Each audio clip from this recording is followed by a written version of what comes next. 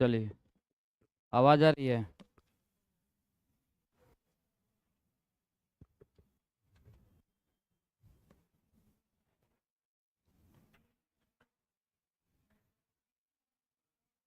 क्या चल रहा था पिछले क्लास में?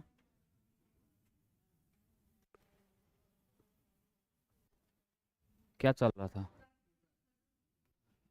थोड़ा दिखाइएगा एक बार, इधर दिखाइएगा।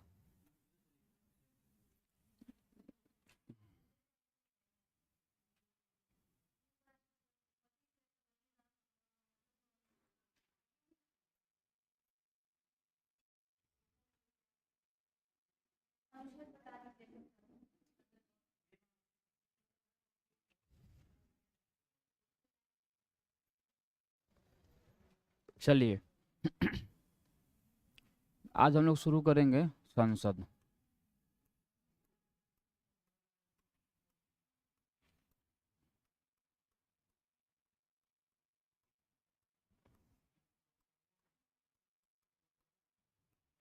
पार्लियामेंट।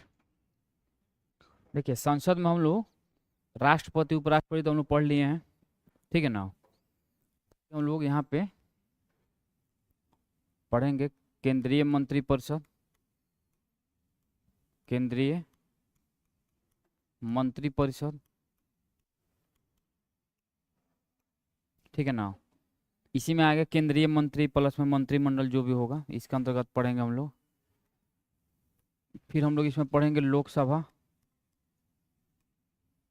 लोकसभा से पहले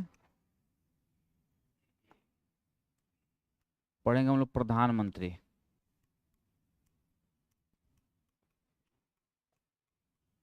प्रधानमंत्री। उसके बाद हम लोग पढ़ेंगे लोकसभा, लोकसभा। उसके बाद हम लोग पढ़ेंगे राज्यसभा,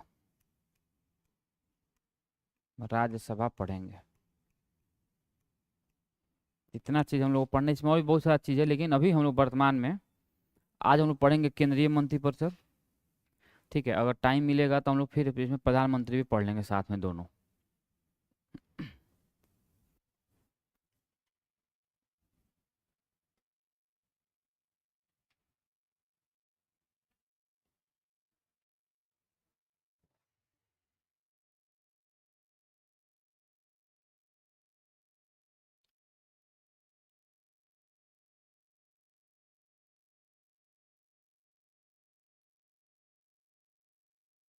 ठीक है,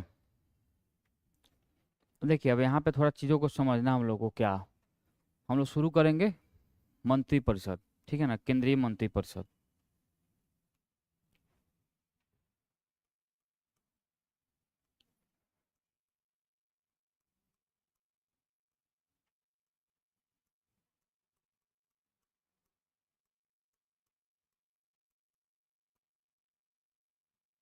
केंद्रीय मंत्रिपरिषद, यहाँ में हम लोग केंद्रीय मंत्रिपरिषद हम लोग पढ़ेंगे क्या? केंद्रीय मंत्री पढ़ेंगे जितना भी चीज़ें हो सकता है, ठीक है ना? जैसे इसमें हम लोग मंत्री, केंद्रीय मंत्री, उसके बाद हम लोग राज्य मंत्री, उप मंत्री, जितना भी चीज़ें होगा सारे चीज़ हम लोग इसमें पढ़ेंगे केंद्रीय मंत्रिपरिषद में। लेकिन इसके लिए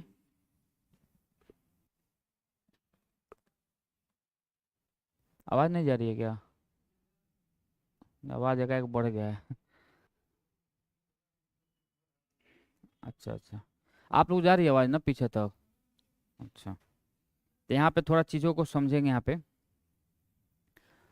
तो इसमें हम लोग देखेंगे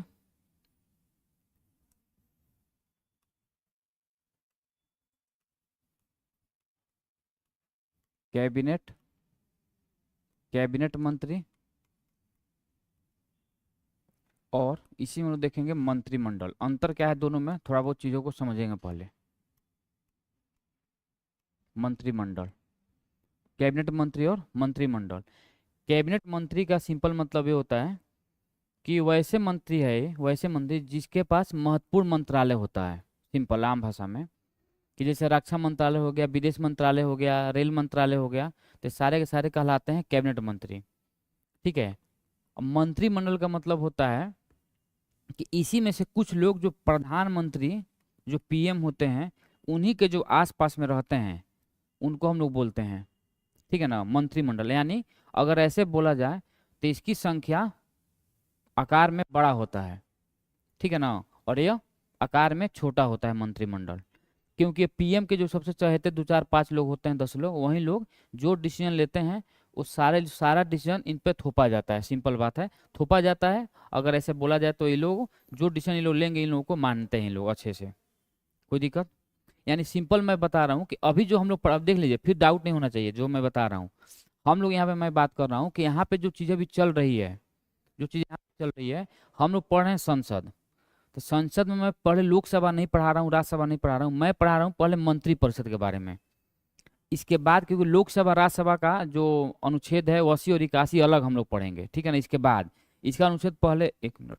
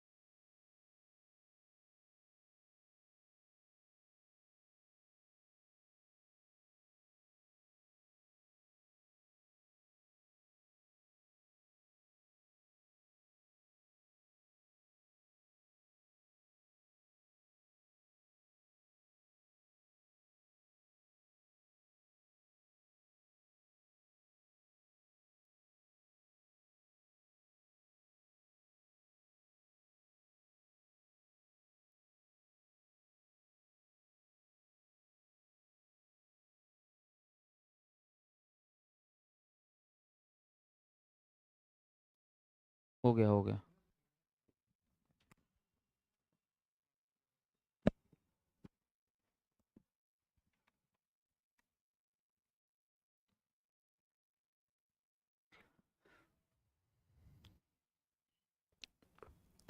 कैबिनेट मंत्री का मतलब सिंपल होता है कि जितने भी महत्वपूर्ण मंत्रालय हैं वो सारे के सारे किसके पास रहते हैं, कैबिनेट मंत्री के पास रहते हैं। जैसे मान लीजिए रेल मंत्रालय हो गया, फाइनेंस हो गया यानी वित्त मंत्रालय हो गया, ठीक है ना। उसके बाद विदेश मंत्रालय हो गया,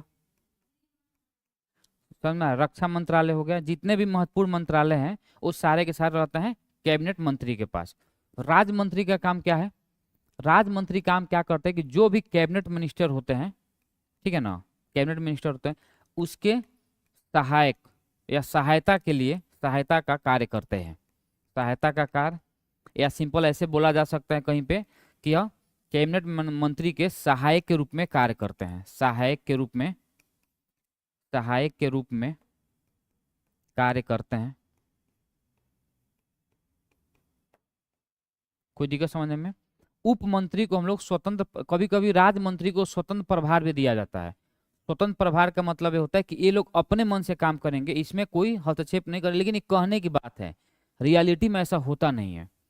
राज्य मंत्री सिंपल समझिए से जितने भी मंत्रालय हैं, जैसे मानिए रेल मंत्रालय हो गया, तो रेल मंत्रालय के भी एक राज्य मंत्री होते हैं, ठीक है ना। अगर वित्त मंत्रालय होगा तो उसका भी एक राज्य मंत्री होगा।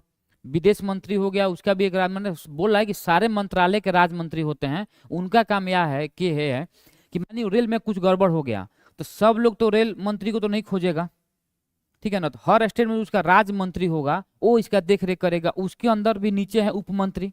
उप मंत्री का काम क्या है कि जो भी मंत्रालय है, महत्वपूर्ण मंत्रालय, कोई भी मंत्रालय है, उसके प्रशासनिक कार्यों को ये देखता है कौन? उप मंत्री। इतना चीजें समझ में आ रही है आप लोगों को?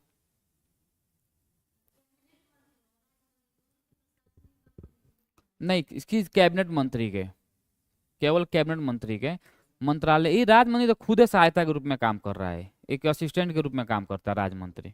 इसका क्या करेगा ये? उप मंत्री का काम है केवल प्रशासनिक कार्यों को देखना। सिंपल, यहाँ तो सीधे समझ में आ रही है? नहीं, पर मंत्रालय का सारे मंत्रालय में अलग अलग होगा ना। जो राज्य मंत्री होगा, जो जैसे अभी बिहार सरकार में 4 राज्य मंत्री बनाए गए हैं। बिहार सरकार, बिहार के 4 लोगों को राज्य मंत्री का दर्जा दिया गया वहां पे। तो जो राज्य मंत्री होंगे, जैसे कोल माइंस के सतीश चंद्र दुबे को बनाया गया है, तो सारे भारत के जो होगा वो होंगे। ऐसा पूरे राज्य में राज्य मंत्री नहीं बनाया जाता है। हाँ, जैसे अभी देखेंगे, अभी ये जो बने हैं सतीश दुबे, जो कोल एंड माइंस वाले जो मंत्रालय बने हैं राज्य मंत्री, वो पूरे भारत के कोल एंड माइंस को जाकर देख रेख करें। अभी उड़ीसा गए थे कुछ दिन पहले, अभी कुछ दिन पहले झारखंड भी गए थे पूरा। तो हर ऐसा नहीं कि एक राज्य में नहीं, सारे राज्यों को देख रेख करेंगे वो।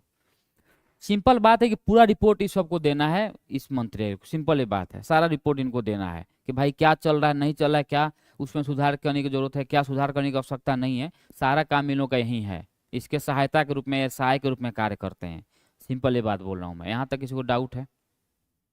अब दूसरा बात, अगर यहाँ पे सिंपल कोई पूछे, यहाँ से सिंपल कोई पूछे कि जैसे मान लीजिए कि जितने भी मंत्री लोग हैं, तो इतना तो समझ में आ गया कि जो मंत्री है इसकी नियुक्ति कौन करेगा? मंत्री की नियुक्ति कौन करेगा? राष्ट्रपति करता है। राष्ट्रपति की, सॉरी, मंत्री की नियुक्ति कौन करेगा? राष्ट्रपति करेगा। दूसरा बात, किस मंत्री को, किस मंत्री को कौन सी मंत्रालय मिलेगा, ये पीएम तय करता है। और पीएम तय होने के बाद फिर राष्ट्रपति उसकी नियुक्ति करेगी। कोई दिक्कत समझने में? दूसरा मैं बोल रहा हूं यहाँ पे कि जैसे मान लीजिए कि कोई मंत्री है, अगर ये मंत्री अपना त्याग पत्र देना चाहे तो किसको देगा? राष्ट्रपति को ही देगा। राष्ट्रपति को अपना त्याग पत्र देगा। अगर इसको शपथ दिलाएगा तो कौन इसको शपथ दिलाएगा? इसको भी शपथ राष्ट्रपति ही दिलाएगा। और जितने भी लोग हैं, जितने भी मंत्री हो, पीएम हो तथा मंत्री हो, इस मंत्री परिषद में मैं लिख दे रहा हूं डायरेक्ट, जितने भी मंत्री हो या पीएम हो, ये लोग अपने पद पर राष्ट्रपति के प्रसाद पर्यंत अपने पद पे बने रहते हैं। प्रसाद पर्यंत अपने पद पे बने रहते हैं। प्रसाद पर्यंत का मतलब क्या होता है? राष्ट्रपति के इच्छा पे। अब समझेंगे, राष्ट्रपति का मान लीजिए अगर आम भाषा में बोला जाए तो इच्छा पर। लेकिन क्या राष्ट्रपति जब चाहेगा क्या इनको हटा सकता है क्या? राष्ट्रपति के भले ही लोग प्रसाद पर्यंत अपने पद धारण करते हैं, लेकिन राष्ट्रपति जब चाहेगा इन लोग को हटा नहीं सकते हैं। अगर इन लोगों का बहुमत है एकदम से, अगर सदन में बहुमत है, तो राष्ट्रपति कुछ नहीं कर सकते हैं। राष्ट्रपति उसी केस में हटा सकते हैं जब इन लोगों की बहुमत ये लोग साबित नहीं कर पाएंगे संसद में, सदन में बहुमत साबित नहीं कर पाएंगे। उस स्थिति में राष्ट्रपति इन लोगों को पद से हटा सकता है, या बीच में भी राष्ट्रपति पद से हटा सकता है जब पीएम उनको बोलेगा कि भाई इस आदमी को हटा देना है, तो उनके सलाह पर राष्ट्रपति किसी भी मंत्री को उसके पद से इस्तीफा दिलवा सकता है बीच में भी। कार्यकाल पूछता है, सिंपल समझिएगा कि इन लोगों का प्रधानमंत्री कार्यकाल हो या मंत्री लोगों का कार्यकाल, तो समझिए अगर सवाल पूछ रहा है तो इन लोगों का सामान्यतः कार्यकाल 5 वर्ष का होता है, ठीक है ना। सामान्यतः कार्यकाल कितने दिन का होता है? 5 वर्ष का। लेकिन अगर दूसरा स्टेटमेंट बनाकर पूछ रहा है कि इन लोगों का कार्यकाल लोकसभा के कार्यकाल पर निर्भर होता है, तो ये भी स्टेटमेंट सही है, क्योंकि जितना दिन लोकसभा चलेगा उतना ही दिन इन लोगों का कार्यकाल होगा, लेकिन सामान्यतः इन लोगों का कार्यकाल 5 वर्ष का होता है। कोई दिक्कत? कि इन लोगों का अगर कार्यकाल सिंपल पूछ रहा है 5, 10, 20 जो भी है, तो ऑप्शन में 5 होगा तो आंसर मारेंगे। अगर स्टेटमेंट वाइज सवाल बनाकर पूछ रहा है तो उसमें बोलेगा भाई इन लोगों का कार्यकाल लोकसभा के कार्यकाल पर निर्भर करता है, वो भी स्टेटमेंट सही होगा यहाँ पर, क्योंकि जितना दिन लोकसभा का कार्यकाल चलेगा उतना ही दिन लोगों का भी कार्यकाल रहेगा। सिंपल। किसी को डाउट है यहाँ पे? इतने यहाँ तक किसी को डाउट पहले पूछ लीजिए, उसके बाद।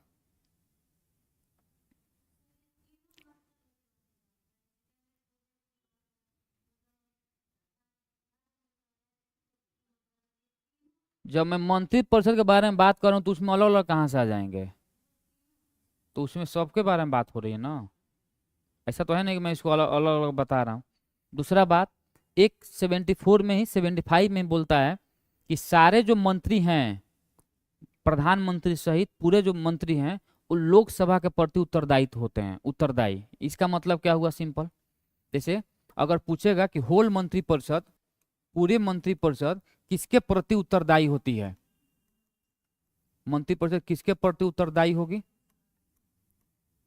तो लोकसभा के प्रति उत्तरदायी होगी। इसका मतलब ये हुआ कि जो हम लोग आम चुनाव, जो आम आदमी चुनता है, ये लोग चुन के कहाँ पे जाते हैं? लोकसभा में जाते हैं, क्योंकि राज्यसभा के सदस्यों का चुनाव तो आम आदमी नहीं करता है। हम लोग चुनाव करते हैं केवल लोकसभा के मेंबर का चुनाव। तो ये आम जनता के प्रति उत्तरदायी होता है। लोकसभा को आम जनता का सदन कहा जाता है, जनता का सदन कहा जाता है, इसलिए ये सारे लोग इस लोकसभा के प्रति उत्तरदायी होंगे। अगर कोई पूछ दिया कि कोई एक मंत्री, अगर एक पूरा मंत्रालय के बारे में ना बात कर, यानी पूरे मंत्री परिषद के बारे में बात ना कर, अगर बोल दे कि कोई एक मंत्री किसके प्रति उत्तरदायी होगा, तो होता है राष्ट्रपति के प्रति उत्तरदायी, क्योंकि राष्ट्रपति के प्रसाद पर्यंत अपना पद धारण करते हैं। इसीलिए एक मंत्री अगर पूछेगा कोई, तो राष्ट्रपति के प्रति उत्तरदायी होगा, और होल मंत्री परिषद पूछेगा तो ये लोकसभा के प्रति उत्तरदायी होगा। किसी को कोई डाउट है? किसी को कोई डाउट पहले पूछ लीजिए, तो लिखिए, नहीं है तो।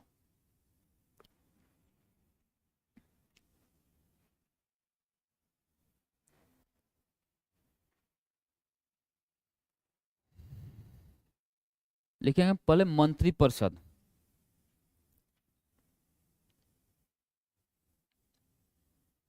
मंत्री परिषद, या उसी को हम बोलते हैं मंत्रिमंडल भी बोल सकते हैं, उसी को मंत्रिमंडल या मंत्री परिषद बात बराबर ही है। हाँ, अब मैंने बताया तो था कि मंत्री परिषद का मतलब सिंपल ये होता है कि जहाँ पे ज्यादा संख्या में लोग, इसका साइज ज्यादा होगा।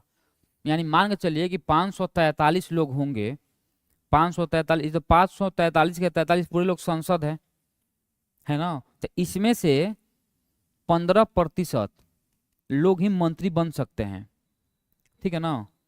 15% ही यह मंत्री बन सकते हैं। 91वें संविधान संशोधन में प्रावधान लाया गया है। अब पहले था 10%, ठीक है ना। तो अब इसको बढ़ा कितना कर दिया गया है? 15% कर दिया गया। तो मोटा मोटी इसमें होते हैं 80-82 लोग, मान लीजिए 82-80 जो भी लोग हैं, इतने लोग हैं। तो सारे लोग जो मंत्री बन रहे हैं, इन सारे लोगों को बोला जाता है मंत्री परिषद, ठीक है ना। तो इसका आकार बड़ा हो गया, और इसमें से कुछ लोग जो पीएम के बहुत ही नजदीक होते हैं, ठीक है ना, तो उनको हम लोग बोलते हैं मंत्रिमंडल। क्या बोलते हैं? उनको हम लोग बोलते हैं मंत्रिमंडल। समझ पा रहे हैं चीजों को मैं क्या बोल रहा हूँ? नहीं, उसमें इसमें परसेंट निर्धारित नहीं है, इसके लिए मात्र परसेंट निर्धारित है कि भाई कितने लोग सरकार में मंत्री बन सकते हैं। तो मैक्सिमम 15%। सरकार चाहेगी तो 10 लोगों को बना सकते, कोई दिक्कत नहीं है, वो सरकार के ऊपर निर्भर करता है। लेकिन अगर मैक्सिमम एक्सटेंड करना होगा सरकार को तो इतने से ज्यादा नहीं कर सकते हैं, सॉरी, ये 15% से ज्यादा नहीं कर सकते हैं, सिंपल ये मैं बोल रहा हूँ। मिनिमम, जैसे बहुत बार देखिएगा राज्य में भी कि एक मुख्यमंत्री के पास 10 मंत्रालय करके मुख्यमंत्री लेकर बैठा हुआ है। समझ में आ रहा है ना? तो वो सरकार के ऊपर निर्भर करता है वो वहाँ के। लेकिन अगर एक्सटेंड कर रही है सरकार कि भाई कितना मंत्री मतलब मैक्सिमम हो सकता है, यहाँ पर मिनिमम लिमिट नहीं बात किया गया है, यहाँ पर बात किया है मैक्सिमम लिमिट के बारे में। तो मात्र 15%। बहुत होता है भाई, 80 लोग मंत्री बने, क्या करेंगे इतने लोग बनकर, है कि नहीं? तो लिखिए इसके बारे में थोड़ा। भारत के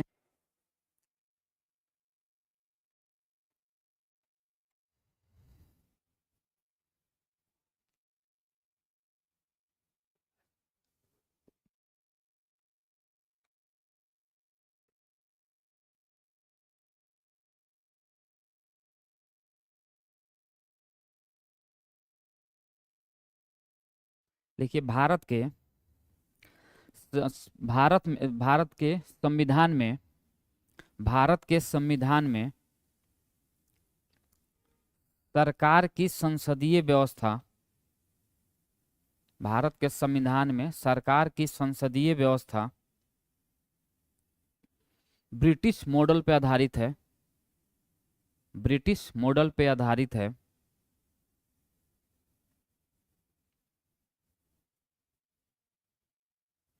आगे पॉइंट लिखेंगे,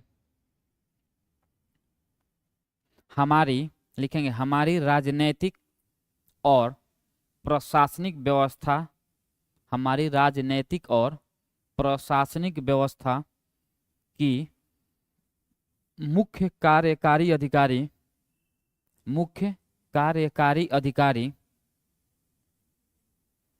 मंत्रिपरिषद होती है।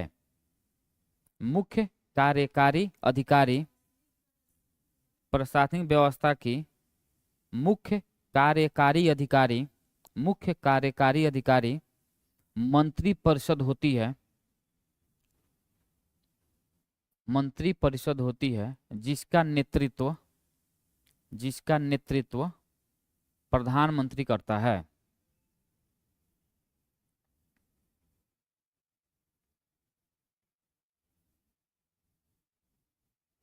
ठीक है, जिसका नेतृत्व प्रधानमंत्री करता है। इसमें लिखेंगे, हेडिंग डालेंगे संवैधानिक प्रावधान, संवैधानिक प्रावधान, संवैधानिक प्रावधान।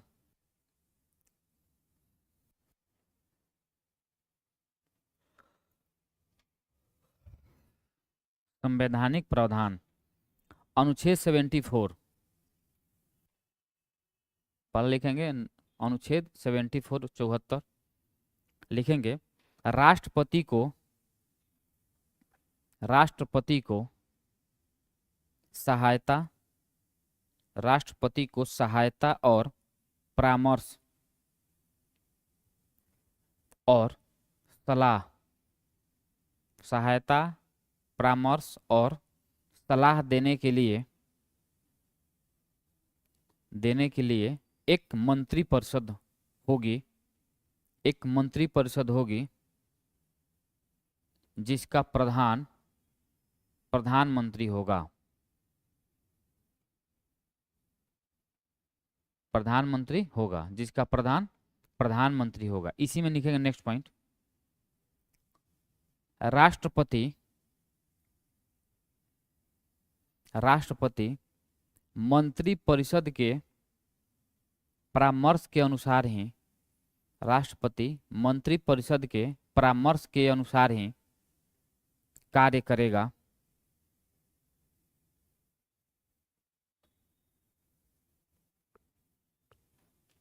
इसे लिखेंगे सेकंड पॉइंट, इसी का नेक्स्ट पॉइंट, मंत्रियों द्वारा, मंत्रियों द्वारा मंत्रियों द्वारा भेजे गए या स्लैश में लिखेंगे मंत्रियों द्वारा दी गई सलाह दी गई सलाह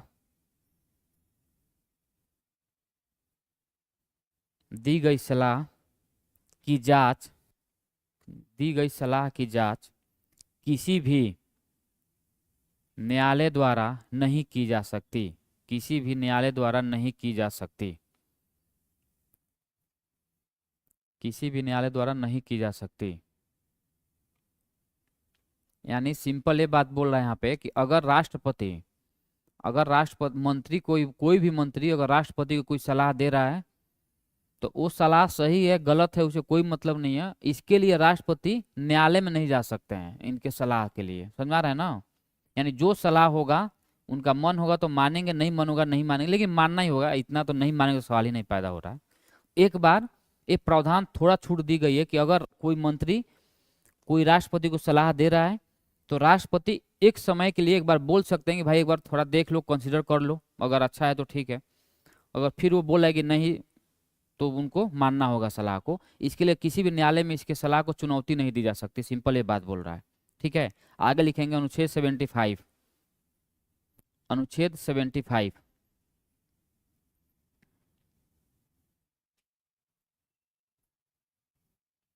लिखेंगे इसमें अनुच्छेद 75 में प्रधानमंत्री की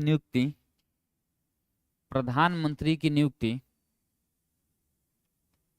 राष्ट्रपति करेगा। प्रधानमंत्री की नियुक्ति राष्ट्रपति करेगा तथा अन्य मंत्रियों की नियुक्ति में राष्ट्रपति अन्य मंत्रियों की नियुक्ति में राष्ट्रपति कौमा प्रधानमंत्री की सलाह पर करेगा।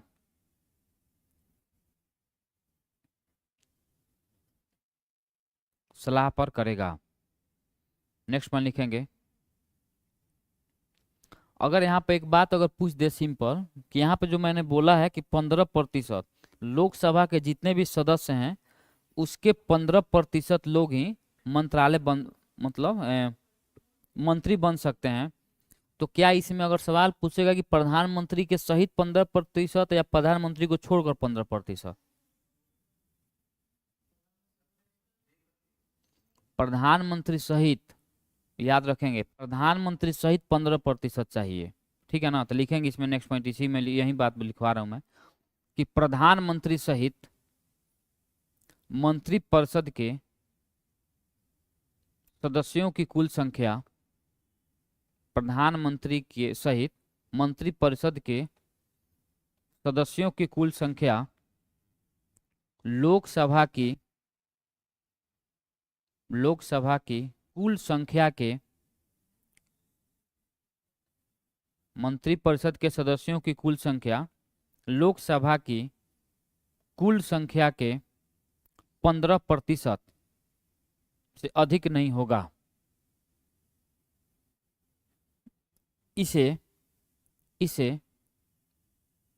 91 यानी क्या बोलते हैं उसको, 91वां, हाँ लिखेंगे 91वां संविधान संशोधन 2003 द्वारा यह उपबंध लाया गया। 91st कॉन्स्टिट्यूशनल अमेंडमेंट एक्ट 2003 के द्वारा इसे लाया गया, यह प्रावधान किया गया। हाँ 2003। आगे लिखेंगे मंत्री, इसी में मंत्री राष्ट्रपति के प्रसाद पर्यंत पद धारण करेंगे। प्रसाद पर्यंत पद धारण करेंगे। प्रसाद पर्यंत पद धारण करेंगे। नेक्स्ट वन लिखेंगे पूरी मंत्रिपरिषद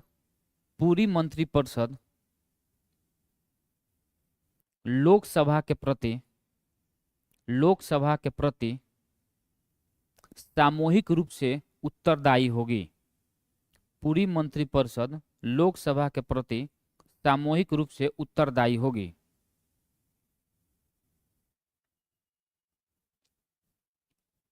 इसे नेक्स्ट पॉइंट,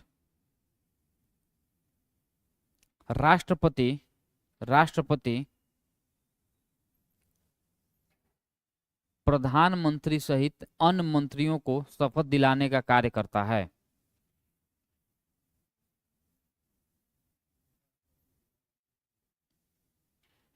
शपथ दिलाने का कार्य करता है, शपथ दिलाता है जो भी है। राष्ट्रपति राष्ट्रपति सारे मंत्रियों के, प्रधानमंत्री सहित सारे मंत्रियों को शपथ दिलाने का कार्य करता है।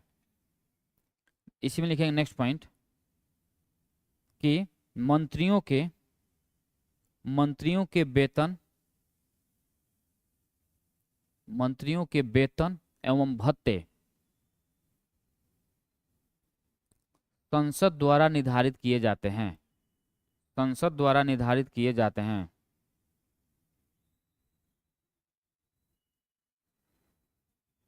आगे लिखेंगे नेक्स्ट पॉइंट, जो मंत्री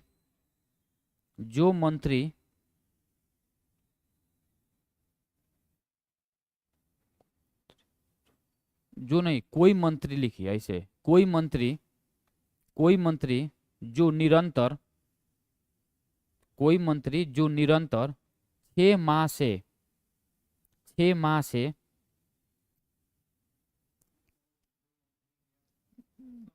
कोई मंत्री जो निरंतर 6 माह की किसी अवधि तक 6 माह की किसी अवधि तक संसद के किसी सदन का सदस्य नहीं है, किसी सदन का सदस्य नहीं है,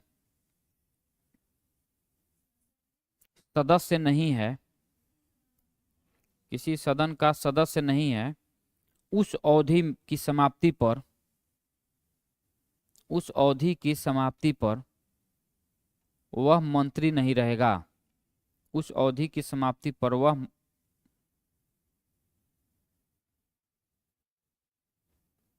मंत्री नहीं रहेगा। इसका मतलब क्या हुआ? हाँ, मान ली कोई आदमी को मंत्री बनाना है, अगर वो किसी भी कहीं से जीत के नहीं आया तो उसको मंत्री नियुक्त किया जा सकता है, लेकिन उसे संसद के किसी भी सदन को अपनी वहाँ पे मतलब क्या बोलते हैं सदस्यता ग्रहण करनी होगी। अगर वो 6 महीने तक वो संसद के किसी भी सदन का सदस्य नहीं बन पा रहा है तो उसको मंत्रालय पद से हटा दे। बताइए आपको क्या सवाल था?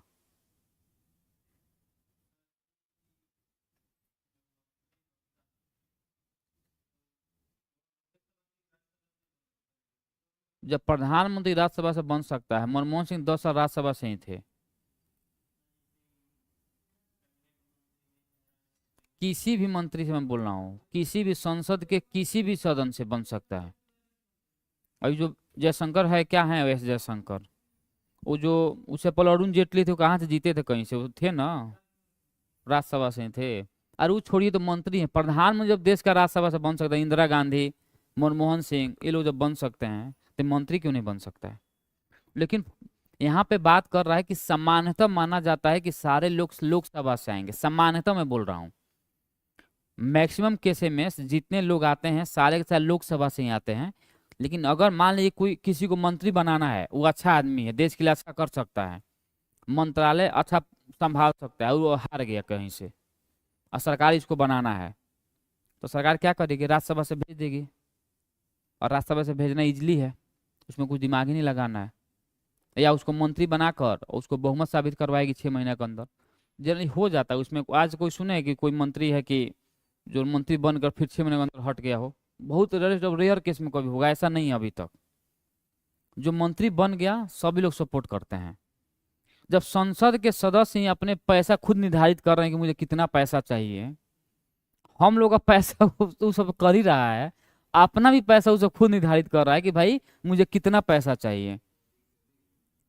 प्रधानमंत्री का भी देखिए, प्रधानमंत्री की भी सैलरी हो या कोई मंत्री का सैलरी हो या कोई सामान्य सांसद का सैलरी हो, सभी लोग की सैलरी सामान्य है, इक्वल है, ऐसा नहीं है सभी लोग का।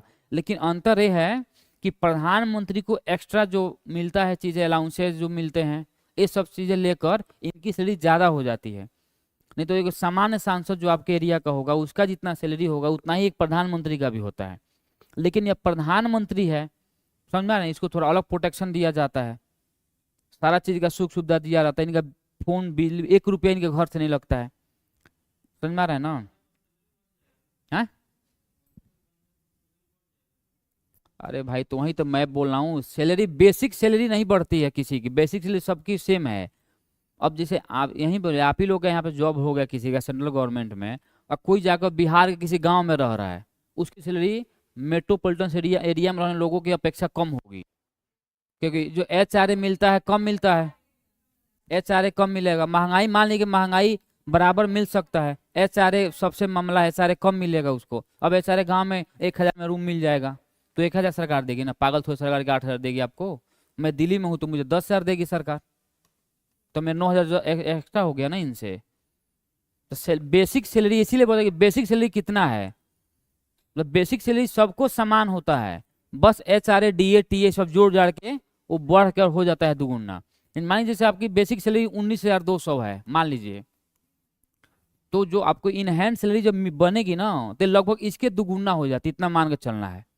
तो जहां भी आप देखेंगे बेसिक सैलरी इतनी है, उतने उसको दुगुना कर लीजिएगा, इतना सैलरी आपकी बन रही है, इतना आएगी, ठीक है ना, इतना आएगी। अब इसमें है, अगर आप टैक्स के दायरे में आ रहे हैं, टैक्स कट के आएगी, टैक्स भी कटेगा ना।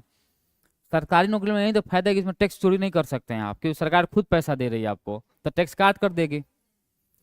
नया जो टैक्स स्लैब आया है वो 0 से 3 है, इसमें 0% टैक्स, यानी 3 लाख रुपए का मतलब हो गया कि महीने का 25,000 कमा रहे हैं आप, तो आप सरकार से टैक्स नहीं लेगी,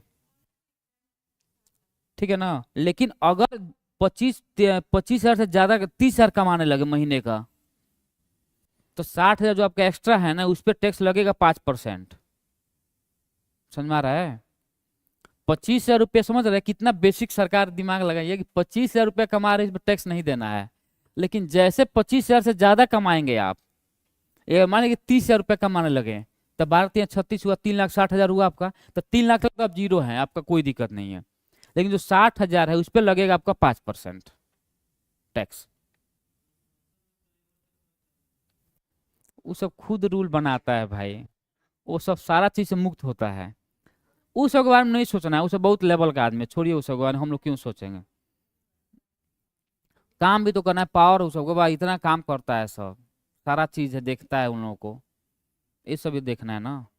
केवल नेगेटिव नहीं सोचना है, उस सब के बारे में पॉजिटिव भी सोचना है, कि काम भी करता है, आम आदमी के लिए इतना काम करना है लोगों के लिए। हम लोग बैठ के यहाँ पे बिजनेसमैन को गलिया देते हैं, अंबानी को, अडानी को, जो सर चार्जेस लगता है, से सर चार्जेस करोड़ों अरबों रुपया गरीबों के बारे में उस बात करता है, उनके उस खान के बारे में खर्च करता है। अडानी को भले आज हम लोग गलिया ले, जो भी है, हिंडनबर्ग वाला मामला थोड़ा आ गया था तो मामला ओपन हो गया, वैसे बाद में फिर हिंडनबर्ग कुछ नहीं कर पाई उसकी, ठीक है ना। लेकिन 59,000 करोड़ रुपया उस सरकार को वीकर सेक्शन ऑफ सोसाइटी के लिए दी है, समझ में आ रहा है ना? 59,000 करोड़, कि भाई जो गरीब तबके के लोग हैं उनका विकास किया जाए, सरकार करेगी विकास, उनको दे रही है। तो जब इतना पैसा सरकार को लगातार उन लोग दे रहा है, तो सरकार क्या करे, उनको प्रोडक्शन नहीं देगी सरकार। अजीम प्रेमजी फाउंडेशन चलता है अलग अलग राज्यों में, जो गांव वाले, दूर दराज वाले एरिया जहाँ पे एजुकेशन नहीं पहुंच पाया अच्छा से, वहाँ के लोगों के, वहाँ के बच्चों को एजुकेशन प्रोवाइड करो फ्री ऑफ कॉस्ट। आपको मेरे को लोग नौकरी दे रही है, 60 साल नौकरी दे रही है, 50 साल स्टार्टिंग है, मिनिमम 40 साल 45 साल स्टार्टिंग है आपका। अच्छा काम है, वो 1-1 2-2 लाख रुपए उसमें लोग कमा रहे हैं। लेकिन उसमें क्राइटेरिया है कि MA करना होगा, अगर BEd DLEd किए हैं, पेडागोजी समझ रहे हैं चीज़ों को, तो अगर आप इंटरव्यू देंगे, एग्जाम देंगे, टेस्ट होता है, 2 टेस्ट होगा, 2-3 इंटरव्यू होता है, उसके बाद सिलेक्शन होगा। अलग अलग राज्यों में लगदा अजीम प्रेमजी फाउंडेशन काम कर रही है कंटिन्यू। जैसे अभी अभी छत्तीसगढ़ के लिए वैकेंसी आ रही है, छत्तीसगढ़ में आई थी, छत्तीसगढ़ है, और राजस्थान को दूर दराज वाले एरिया में, झारखंड के दूर दराज, समझ में आ रहा है ना, ये सारा चीजें हैं कि ये लोग, अब क्या काम वो लोग क्या कर रहा है, अजीम प्रेम जी सरकार के लिए सपोर्ट ही तो कर रही है ना, आम आदमी को जो गरीब तबके के लोग हैं उनको सपोर्ट कर रही है, तो थोड़ा बहुत तो चलेगा।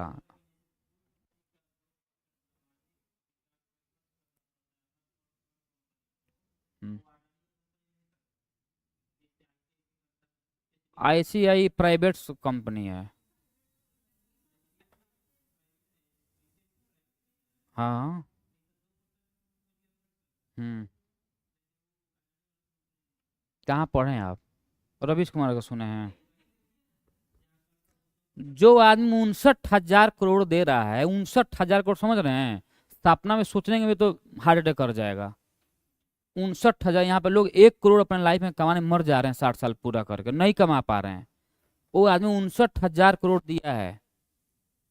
अडानी अपने विकर से, ये सब रिपोर्ट पढ़ेंगे तब ना। वो खाली पढ़े 2%, उसका समझ 2% मतलब कितना हो गया पैसा उसका? 2%, कितना उसका मतलब पैसा उसके पास?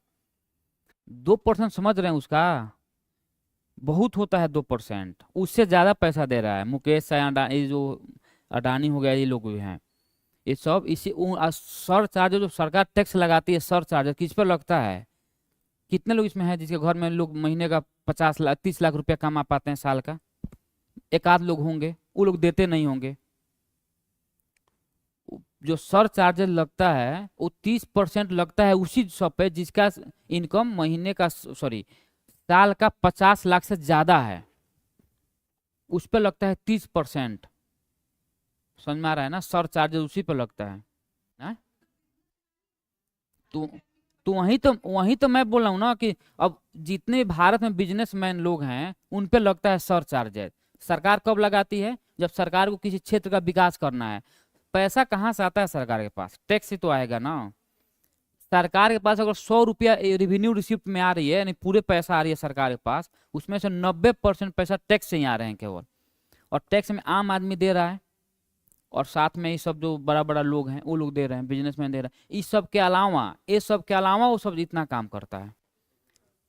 समझ में आ रहा है ना? मैं उस सब को सपोर्ट नहीं कर रहा हूँ, मैं ये बोल रहा हूँ कि अब हम लोग गरीबी में जिंदा ही हैं, इसका मतलब थोड़े वो सब हम लोग खाली गलियाएंगे। वो सब अपना काम किया, उस सब लेवल पर पहुंचा है, मेहनत किया है सब। विरासत में नहीं मिला है। हाँ, विरासत में उसके बेटा को मिला है। मुकेश अंबानी अपने दम पे खड़ा किया है, चाहे उसका बाप था धीरू भाई अंबानी, ये सब चीज जितने भी लोग हैं। तो शिकायत नहीं करना है, चीजें हैं कि भाई उसको मेहनत किया, भी मेहनत करें, हम लोग सब लोग आगे बढ़ेंगे। हम लोग मेहनत नहीं करेंगे, सोचेंगे सब कुछ फ्री मिल जाए। सरकारी नौकरी के पीछे भाग रहे हैं 50,000 पर। हम लोग सब इसीलिए कर रहे हैं ना, 50,000 मिल जाए, 30,000 मिल जाए, 35,000 मिल जाए। तो इससे नौकर पैदा होगा, राजा वही बनेगा जो बिजनेस करेगा। समझ में आ रहा है ना? ध्यान रखना होगा। आगे लिखेंगे।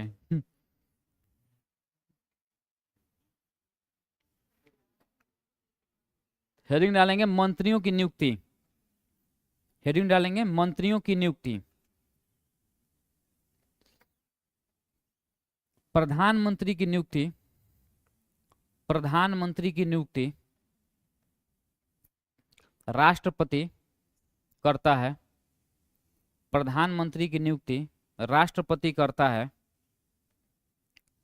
तथा प्रधानमंत्री के सलाह पर तथा प्रधानमंत्री के सलाह पर प्रधानमंत्री की नियुक्ति राष्ट्रपति करता है, तथा प्रधानमंत्री के सलाह पर अन्य मंत्रियों की नियुक्ति तथा प्रधानमंत्री के सलाह पर अन्य मंत्रियों की नियुक्ति भी राष्ट्रपति करता है। अन्य मंत्री की नियुक्ति भी राष्ट्रपति करता है। इसका अर्थ यह हुआ कि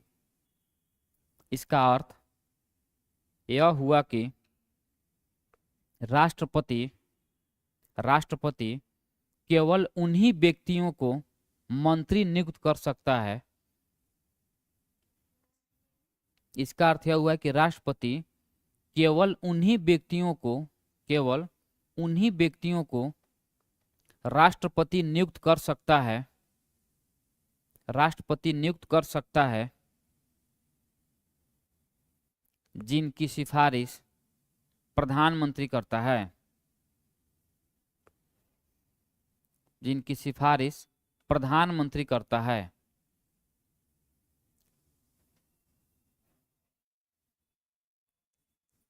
इसी में लिखेंगे नेक्स्ट पॉइंट।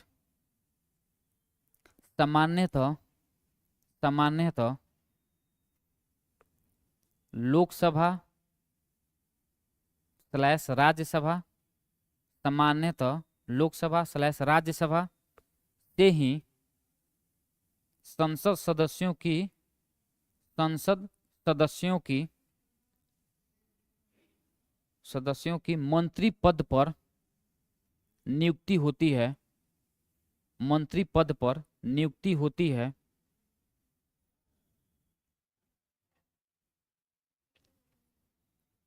सामान्यतः लोकसभा / राज्यसभा को ही, राज्यसभा से ही संसद सदस्यों की मंत्री पद पर नियुक्ति होती है, मंत्री पद पर नियुक्ति होती है। नेक्स्ट पॉइंट लिखेंगे,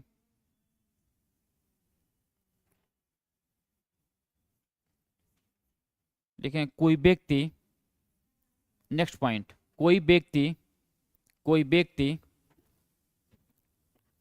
संसद की कोई व्यक्ति संसद की सदस्यता के बिना, कोई व्यक्ति संसद की सदस्यता के बिना मंत्री पद पर नियुक्त हो सकता है, मंत्री पद पर नियुक्त हो सकता है,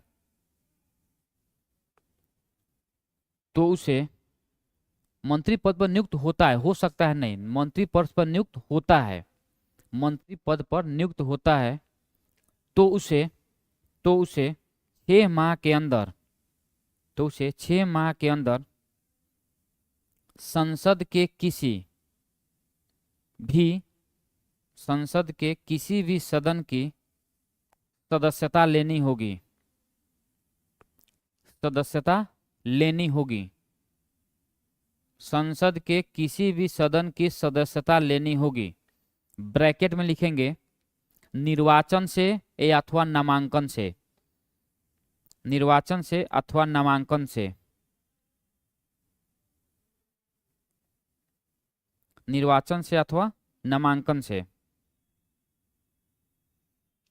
आगे लिखेंगे, इसमें हो गया है मंत्रियों की नियुक्ति हो गया। अब हम लोग लिखेंगे इसका मंत्रिपरिषद की संरचना, मंत्रिपरिषद की संरचना, हेडिंग डालेंगे मंत्रिपरिषद की संरचना, मंत्रिपरिषद की संरचना।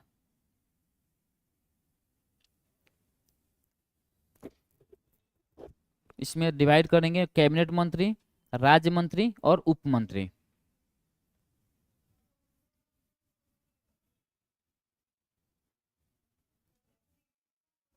हाँ जैसे करना है कर लीजिए।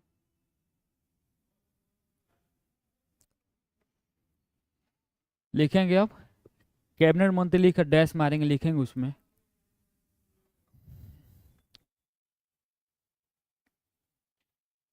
लिखेंगे कैबिनेट मंत्रियों के पास, कैबिनेट मंत्रियों के पास केंद्र सरकार के, कैबिनेट मंत्रियों के पास केंद्र सरकार के महत्वपूर्ण मंत्रालय, महत्वपूर्ण मंत्रालय जैसे जैसे रेल, गृह, रक्षा, वित्त, जैसे रेल, गृह, वित्त, विदेश, जो भी लिखना है लिख लीजिए वहां पे।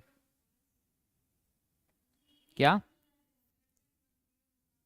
कैबिनेट मंत्रियों के पास केंद्र सरकार के महत्वपूर्ण मंत्रालय जैसे गृह मंत्रालय, वित्त मंत्रालय, विदेश मंत्रालय, रक्षा मंत्रालय इत्यादि होते हैं।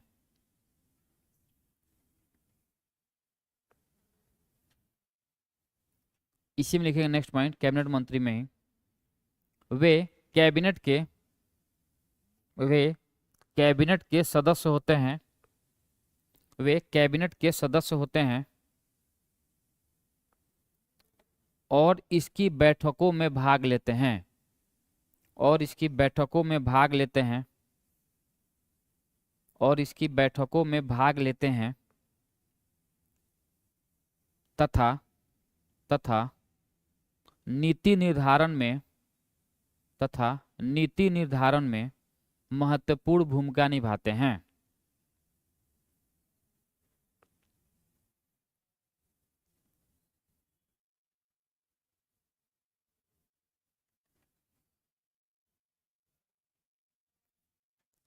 हो गया, लिखेंगे राज्य मंत्री। फास्ट नहीं ना हो रहा है, थोड़ा सा फास्ट। ठीक है, तो फास्ट और तो बीच में बोलेंगे तब ना रुकूंगा मैं। मुझे लगा सब लोग लिख पा रहे हैं। फास्ट में एक बार देख लीजिए ऐसे मुंह बना कर, ताकि लग जाएगा हाँ फास्ट हो रहा है। अब सब लोग खुश होकर देखेंगे तो मुझे लगता है कि चल रहा है सब सही ना, इसीलिए। अरे भाई सब दिखाइए, क्वेश्चन दिखाइए, क्या दिखाइए थोड़ा, क्या क्वेश्चन है दिखाइए, तब ना पता चलेगा क्या है।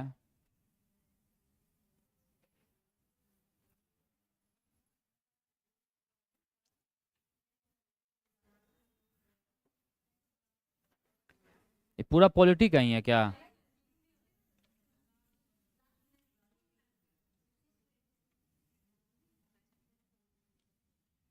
अच्छा, पॉलिटिकल साइंस ये वाला है ना।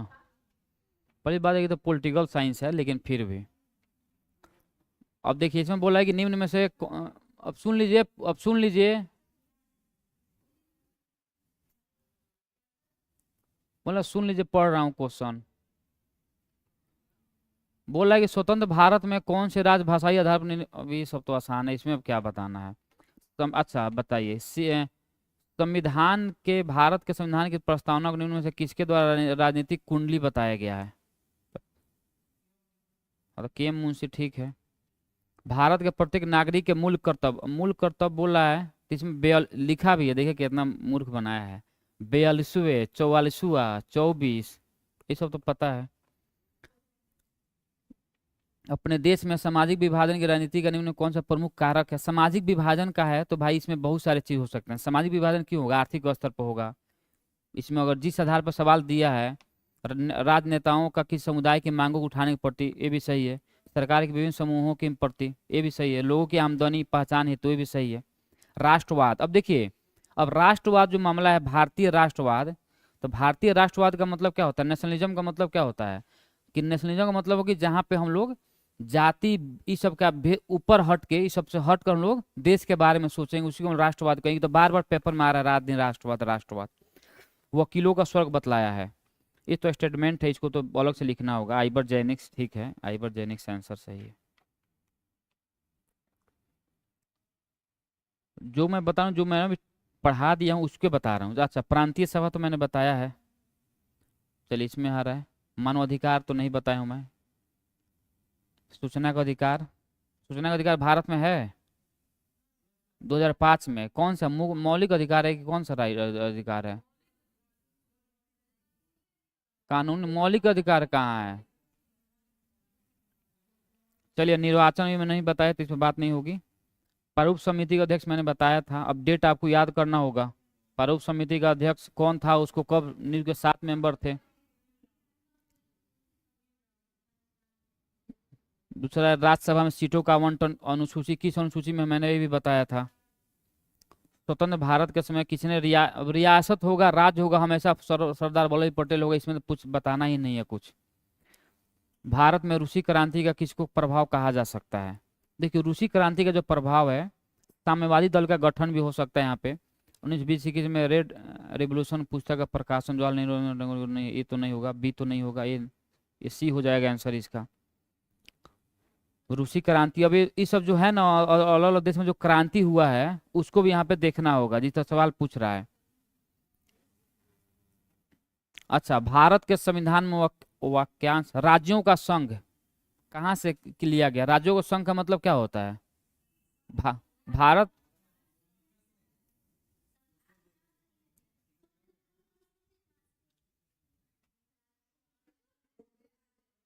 इसीलिए बोल रहा हूँ ज्यादा मत पढ़िए आप।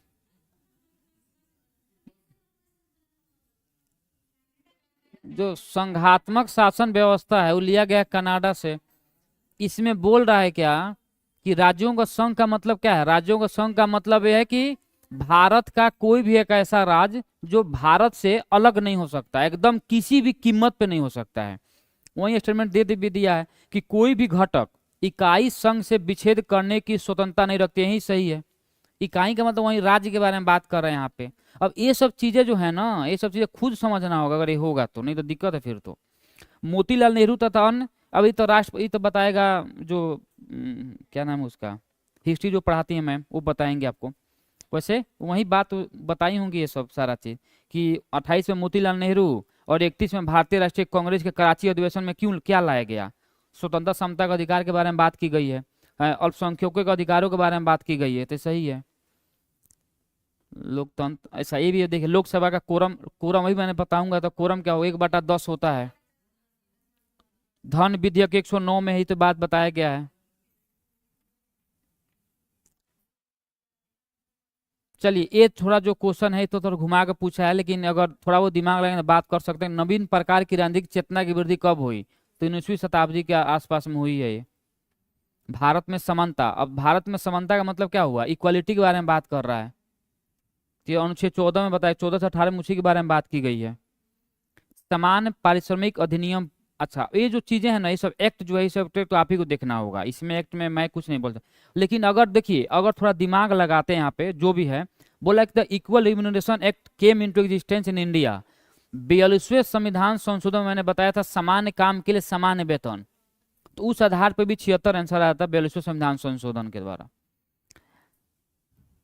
सर्वोच्च न्यायालय अभी नहीं बताएं तो छोड़ दीजिए वो सब। मंडल आयोग ओबीसी के लिए लाया गया था, चौधरी चरण सिंह इसके ये थे, ते भी है ओबीसी। धर्मनिरपेक्षता के कौन सी मौलिक मौलिक विशेषता, धर्मनिरपेक्षता का मतलब क्या होता है कि राज्य का कोई भी अपना एक धर्म नहीं होगा, सभी धर्मों को समान रूप से ट्रीट करेगा। तब ये सब तो क्या है, एक ऐसा शासन होता है, लोकतंत्र एक ऐसा शासन होता है जिसमें प्रत्येक का एक भाग होता है। किसने बोला, ये सब तो स्टेटमेंट वाइज है, तो इसको बाद में देखेंगे। लोकसभा में 2019 तक लोकसभा में अनुसूचित जाति तथा जनजातियों के लिए कितनी सीटें आरक्षित थी, तो 47, 84, 47 थी, 84 या 47, तो सही है। भारत की संविधान निर्माता सभा सलाहकार समिति बी.एन. राव, बोला अच्छा बोला है कि सलाहकार समिति ने किस कार्यों के लिए स्थापित की गई थी। सलाहकार समिति भाषाई मामलों के लिए नहीं, मूल मामलों के लिए नहीं, प्रक्रियात्मक, प्रक्रियात्मक का मतलब और प्रोसीजरल अफेयर्स, उपयुक्त में से एक साथी मूल मामले। सलाहकार समिति भाषाई तो नहीं होगा, मूल मामला हो जाएगा, फॉर सब्सटेंटिव अफेयर्स के लिए बात की गई थी यहाँ पे। भारत में संविधान निर्मात्री सभा के लिए निर्वाचन हुए थे, कब हुए थे, तो 1946 में हुए थे, 22 जुलाई। अरे भाई तो जुलाई में हुआ था। ये सब चीजें कौन, ये सब चीजें खुद आप पढ़ेंगे ना, ये सब एक से एक चीज थोड़ा टीचर बताएगा। अब भारतीय राष्ट्रीय कांग्रेस का स्थापना कब हुआ था ये नहीं पता, बहुजन समाज पार्टी, भारतीय जनता पार्टी, मार्क्सवादी, सीपीआई, ये सब तो आपको देखना होगा, ये सब बताया गया होगा हिस्ट्री में। भारतीय जन देखिए, भारतीय जनता पार्टी 80 में आया था, तो अगर सी का 2 आंसर होगा, सी का 2 में एक 2 है, तो 3, देखिए किसी ने 3 मार दिया आंसर, जब सी जब 2 है तो ए, सी और डी तो नहीं होगा, या तो ए होगा आंसर या तो सी होगा, उसमें थोड़ा इसे कट छट के काम करना पड़ता है।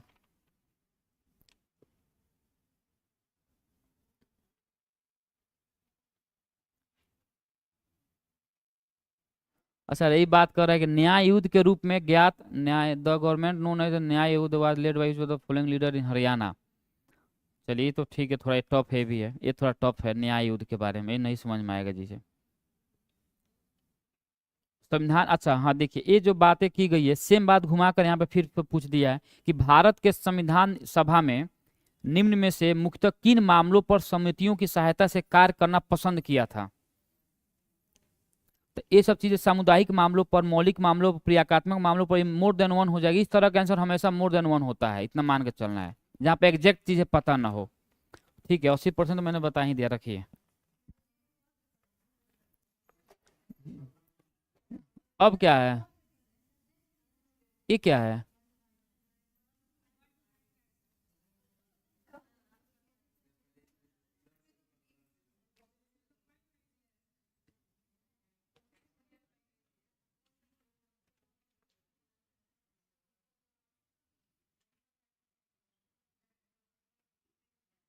कहाँ है जिसमें, अच्छा इधर से।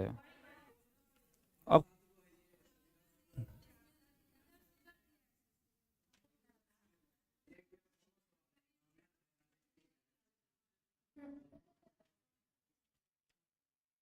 सब बता दिया हूँ मैं।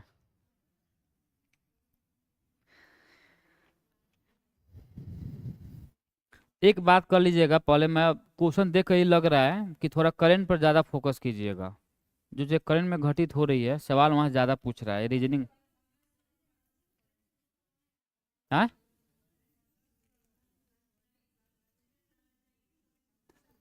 तो वही, अरे तो करंट का मतलब 1 साल का नहीं होगा, थोड़ा 2 साल का करंट देख लीजिएगा, ठीक है ना।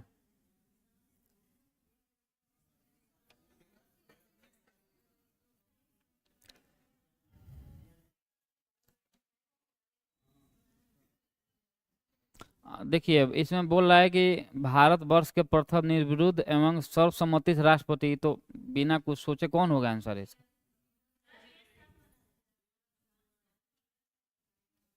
तो बन जाए वही ना बताऊंगा मैं।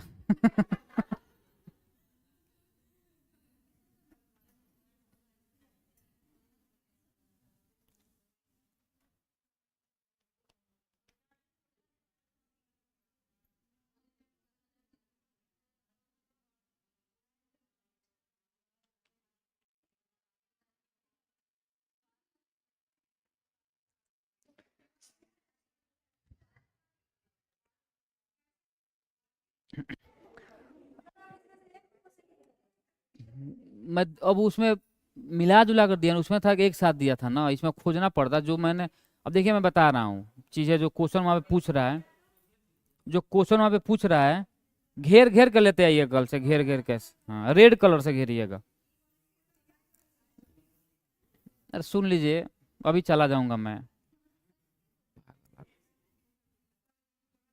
जो जीएस पूछ रहा है, आपका सब जीएस के सारे सेगमेंट पे पकड़ होनी चाहिए, समझ में आ रहा है ना। साइंस भी आपको उतना ही दम लगाकर पढ़ना होगा जितना आर्ट्स पढ़ रहे हैं। अगर साइंस आपका नहीं पढ़ पाएंगे, एक तो पहले तो ये बात है कि जो सवाल पूछ रहा है वो तो 1 to 5 लेवल का है नहीं, पहली बात तो है। अब उसको करना क्या है, देखिए सीटें हैं कम, लोग भर रहा है लाखों में, उसको करना एलिमिनेट, तो उल्टा पुल्टा सवाल वो सेट करेगा ही करेगा।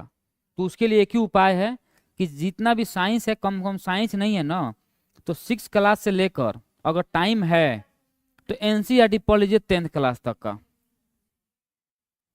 एकदम मैं बेसिक्स बता रहा हूँ, ये पढ़ लीजिए। अगर नहीं, कम से कम साइंस का तो पढ़ ही लीजिए।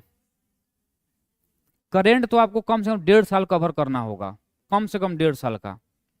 अगर इतना हो पाएगा तो ठीक है, बाकी तो चीजें टीचर पढ़ा ही रहा है, पढ़ते रहिए बस, दूसरा अलावा कुछ नहीं है।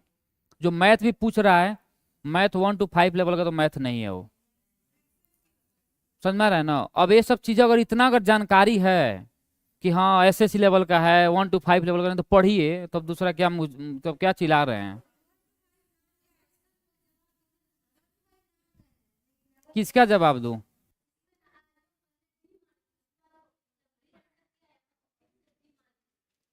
कौन क्वेश्चन है? बोलिए, आप ही बोलिए।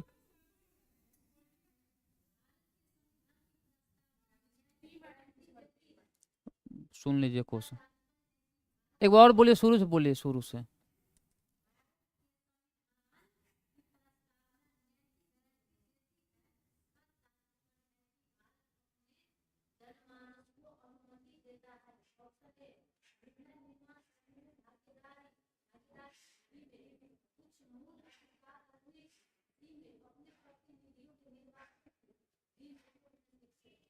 डी आंसर होगा।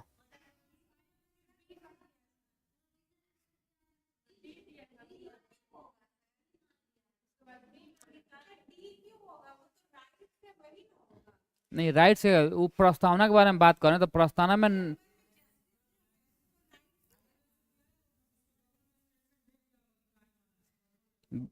उसमें क्या दिया था जी स्टेटमेंट में? थोड़ा एक बार क्वेश्चन लाइएगा तो पास में, थोड़ा इधर क्वेश्चन पास में लाइए।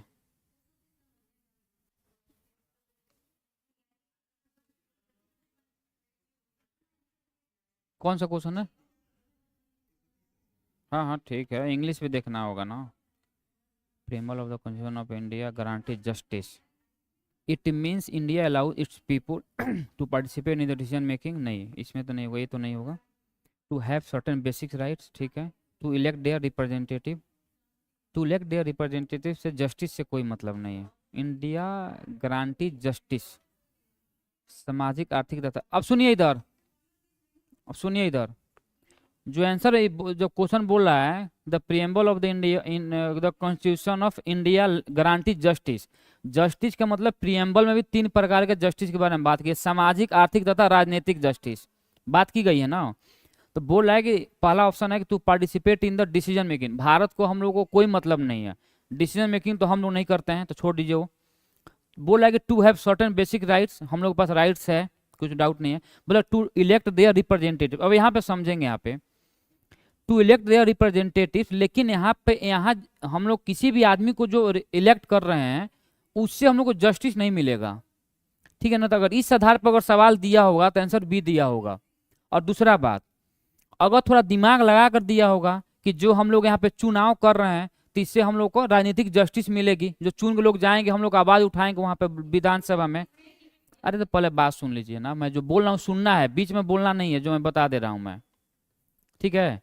तो मैं बोल रहा हूँ कि यहाँ पे जो पहले आंसर दिया होगा तो डी दिया होगा, इसलिए सोचकर कि यहाँ पे 2 बोल रहा है कि भाई हम लोग के पास कुछ मौलिक राइट्स है, यानी फंडामेंटल राइट्स दिया गया है, और दूसरा है कि अपने प्रतिनिधियों के निर्वाचन, प्रतिनिधियों के निर्वाचन को या राजनीतिक जस्टिस से जोड़कर दे दिया गया आंसर, समझ में रहा है ना। पहले आंसर जो डी दिया यही सोच कर दिया होगा, लेकिन अगर अगर थोड़ा इंग्लिश पढ़ेंगे तो इससे पता ये चल रहा है कि यहाँ पे बात कर रहा है कि हम लोग के पास कुछ बेसिक राइट्स है जिससे हम लोग को न्याय मिलता है, उसी राइट्स के आधार पर हम लोग कोर्ट में जा सकते हैं अगर हम लोग किसी भी अधिकारों का हनन हो रहा है तो। इस आधार पर 2 आधार पर आंसर मैं बता रहा हूँ। और बोर्ड जो मैं बोलता हूँ ना कि कुछ क्वेश्चन ऐसे होगा जिसका आंसर खुद बोर्ड ही तय कर पाएगी आंसर क्यों दे रहा है ये अभी, ठीक है ना। तो डी अगर आंसर दिया होगा तो ये सोच कर दिया होगा।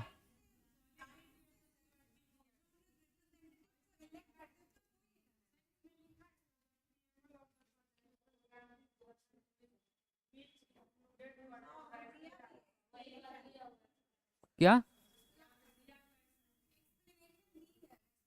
क्या दिया एक्सप्लेनेशन?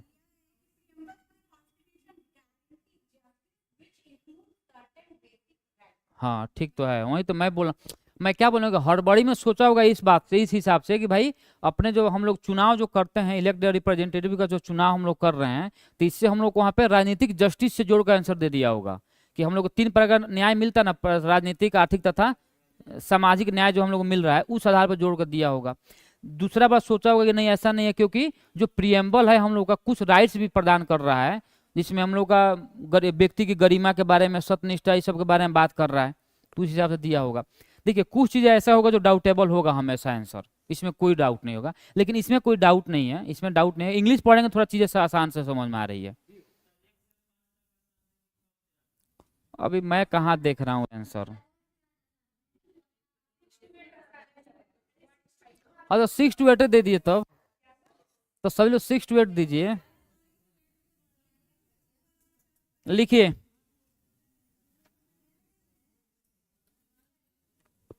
राज्य मंत्री,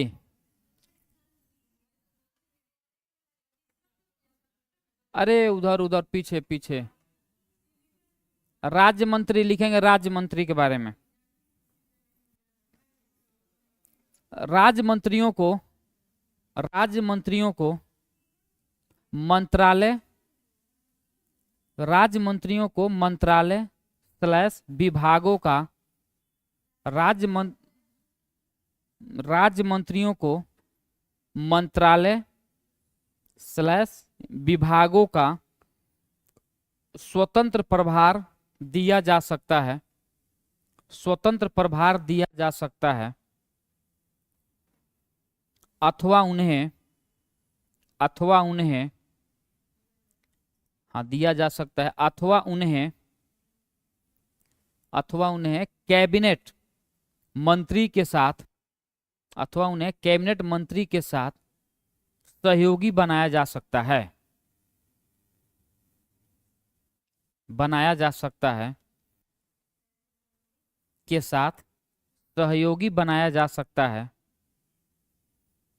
नेक्स्ट पॉइंट लिखेंगे,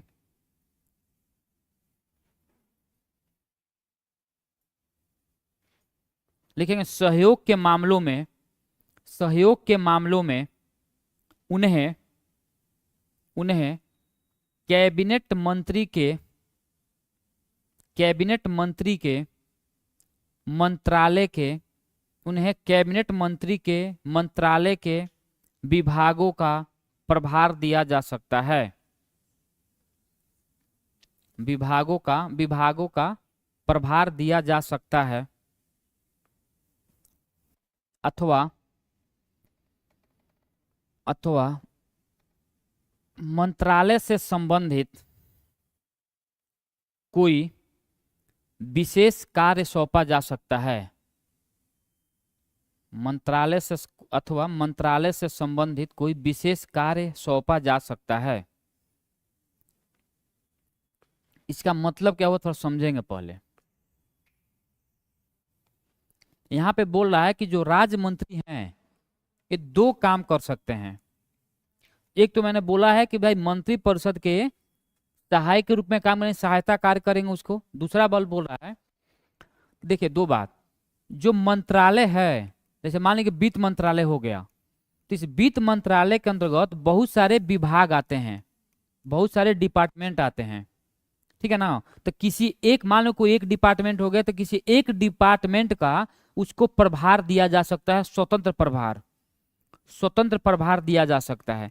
यानी जितने भी मंत्रालय हैं, रेल मंत्रालय हो, वित्त मंत्रालय हो, विदेश मंत्रालय हो, रक्षा मंत्रालय हो, गृह मंत्रालय हो, बहुत सारे मंत्रालय, जितने भी मंत्रालय हैं सारे मंत्रालय के अपना एक एक डिपार्टमेंट होता है जिसको हम लोग विभाग बोलते हैं, ठीक है ना। क्या बोलते हैं? विभाग बोलते हैं। तो इस राज्य मंत्री को किसी खास विभाग का स्वतंत्र प्रभार दिया जा सकता है। स्वतंत्र प्रभार का मतलब कि इस विभाग की देखरेख यही करेगा, कोई दिक्कत। या दूसरा काम ये कर सकता है कि जो मंत्रालय है, इस मंत्रालय के जो उसमें कैबिनेट मंत्री होंगे, उस मंत्रालय में जो भी कैबिनेट मंत्री होंगे उसके सहायता के लिए सहायता कार्य करेगा उसका। या इस मंत्री अगर चाहेगा तो कुछ कोई खास कार्य उसको सौंप सकता है कि भाई तुम ये काम करो। तो एक काम है राज्य मंत्री का। क्या इस बात को समझ पा रहे हैं? सिंपल मैं बोल रहा हूं कि राज्य मंत्री या तो किसी मंत्रालय के सहयोगी के रूप में काम करेगा, या तो राज्य मंत्री को स्वतंत्र प्रभार, किसी भी मंत्रालय का जो विभाग है उसका स्वतंत्र प्रभार दिया जा सकता है। यानी राज्य मंत्री दो तरीके से काम कर रहा है, एक तो उस मंत्रालय के सहयोगी के रूप में काम कर रहा है और दूसरा वह स्वतंत्र प्रभार के रूप में काम कर रहा है। इस बात में कोई डाउट है किसी को? समझ में आ गया? मैं बोल रहा हूं कि जितने भी मंत्रालय होते हैं उनके अंतर्गत बहुत सारे विभाग होते हैं, ठीक है ना। तो उसमें किसी एक विभाग को उसको सौंपा जाए, भाई तुम एक काम करो, देखो अपना काम करेगा, कोई दिक्कत नहीं है। आगे लिखेंगे हम लोग उपमंत्री।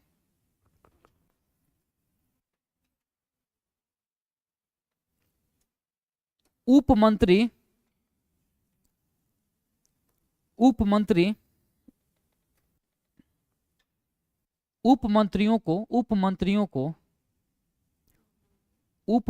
को मंत्रालय का स्वतंत्र प्रभार नहीं दिया जा सकता, नहीं दिया जाता है, स्वतंत्र प्रभार नहीं दिया जाता है, नहीं दिया जाता है। उन्हें कैबिनेट मंत्री अथवा राज्य मंत्रियों को उन्हें कैबिनेट मंत्री अथवा राज्य मंत्रियों को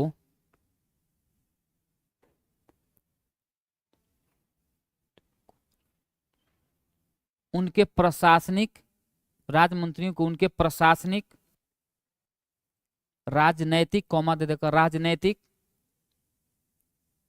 और संसदीय कार्यों में, कॉमा राजनैतिक और संसदीय कार्यों में सहायता के लिए नियुक्त किया जाता है, नियुक्त किया जाता है। नीचे नोट लिखकर एक पॉइंट लिखेंगे, नोट में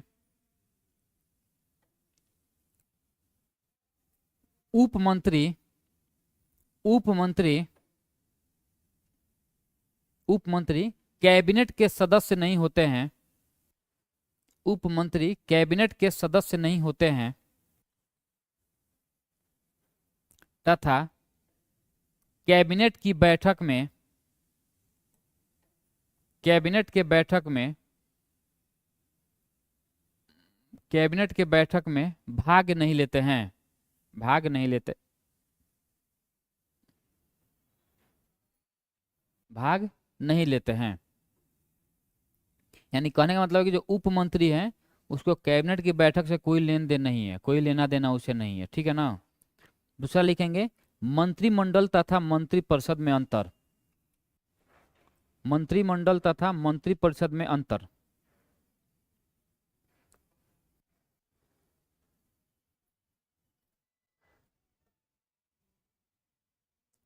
तो एक साइड लिखेंगे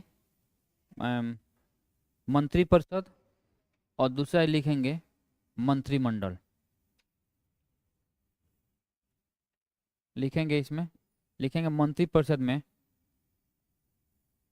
बोले? अच्छा ठीक है, आराम से बोलूंगा।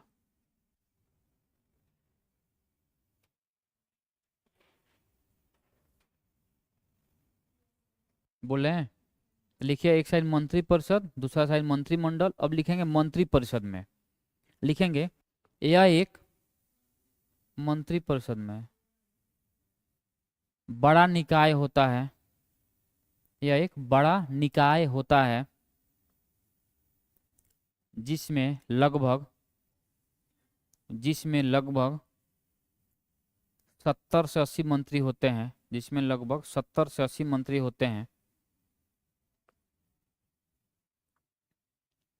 आगे लिखेंगे यह एक, नहीं मंत्रिमंडल में, आगे का जब आगे का मतलब अगला में लिखना है, मंत्रिमंडल में यह एक लघु निकाय होता है, लघु निकाय है, यह एक लघु निकाय है जिसमें 15 से 20 मंत्री होते हैं, 15 से 20 मंत्री होते हैं। हो गया? किसी का छूट भी रहा है तो लिखेंगे, आप लिखेंगे फिर इसमें मंत्रिपरिषद में, इसमें इसमें मंत्रियों को इसमें मंत्रियों को 3 श्रेणियों, इसमें मंत्रियों को 3 श्रेणियां, इसमें मंत्रियों को 3 श्रेणियां जैसे कैबिनेट मंत्री, राज्य मंत्री तथा उप मंत्री होती है।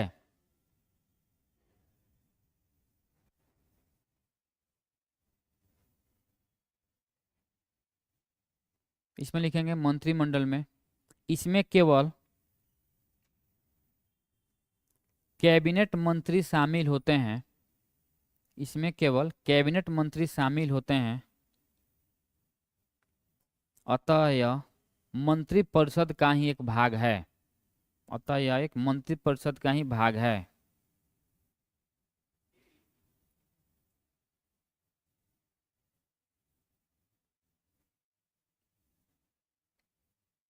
नेक्स्ट वन लिखेंगे मंत्रिपरिषद में इसके कार्यों का निर्धारण, इसके कार्यों का निर्धारण मंत्रिमंडल करती है, इसके कार्यों का निर्धारण मंत्रिमंडल करती है।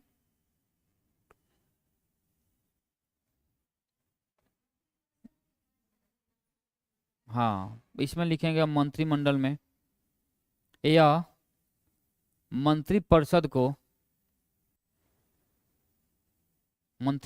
को राजनीतिक निर्णय लेकर निर्देश देती है, राजनीतिक निर्णय लेकर निर्देश देती है तथा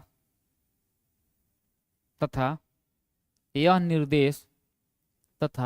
निर्देश सभी मंत्रियों पर बाध्यकारी होती है, तथा यह निर्देश सभी मंत्रियों पर बाध्यकारी होती है।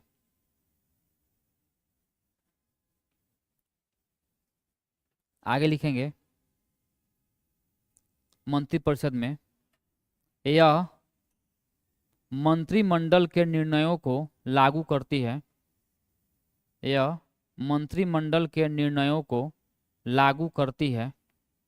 यह मंत्रिमंडल के निर्णयों को लागू करती है।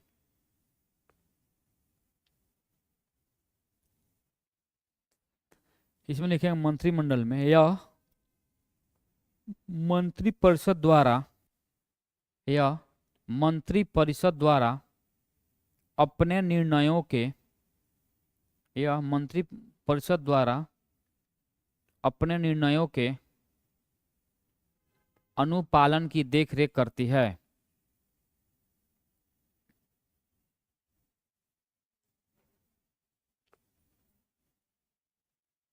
नेक्स्ट पॉइंट लिखेंगे मंत्रिपरिषद में यह एक संवैधानिक निकाय है। यह एक संवैधानिक निकाय है। हाँ, संवैधानिक निकाय है जिसका जिसका वर्णन भारतीय संविधान के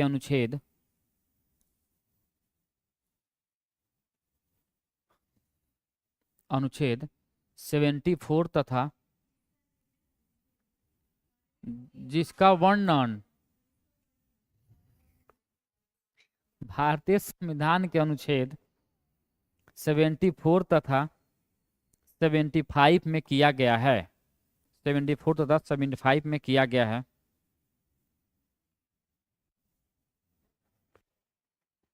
लिखेंगे यह, अब लिखेंगे इसमें मंत्रिमंडल में यह संवैधानिक निकाय नहीं है।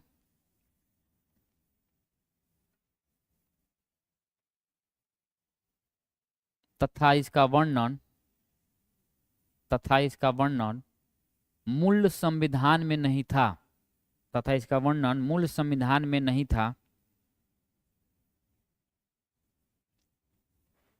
लेकिन इसे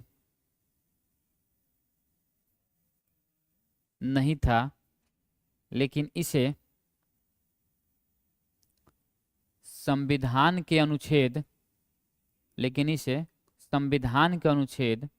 352 में 44वें संविधान संशोधन 44th कॉन्स्टिट्यूशनल अमेंडमेंट एक्ट 352 में 44वें संविधान संशोधन 1978 में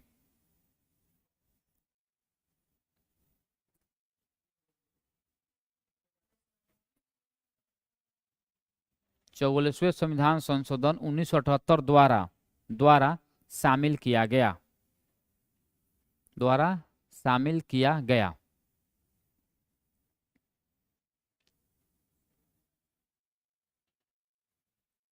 है ना।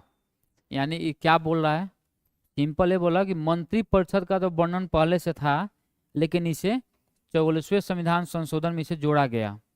और अनुच्छेद 352 क्या कहता है, इसमें बात कर रहा है नेशनल इमरजेंसी के बारे में, कि जो नेशनल इमरजेंसी लगेगा किसके सलाह पर, इसी मंत्रिमंडल के सलाह पर नेशनल इमरजेंसी लगेगा, राष्ट्रपति इसको लागू करेगा। ठीक है, इसी में लिखेंगे, इसमें नहीं, हेडिंग डालेंगे कुछ महत्वपूर्ण कथन।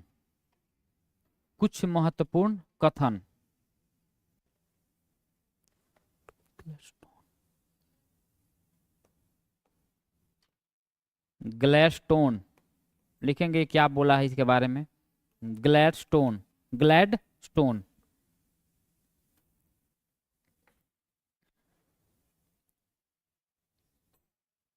लिखेंगे कैबिनेट सूर्य के समान है। कैबिनेट सूर्य के समान है, जिसके चारों ओर अन्य निकाय परिभ्रमण करते हैं।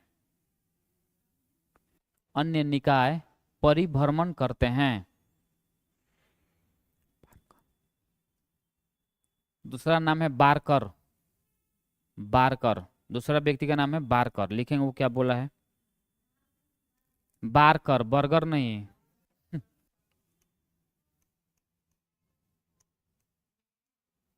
बारकर। कुछ महत्वपूर्ण कथन में मैं बोला हूँ कि कौन क्या बोला है, पूछ रहा है ना तो लिखवा दे रहा हूँ, मानिए पूछ रहा है तो। बारकर हो गया। लिखेंगे बारकर क्या बोला है कि कैबिनेट, कैबिनेट नीतियों का चुंबक है।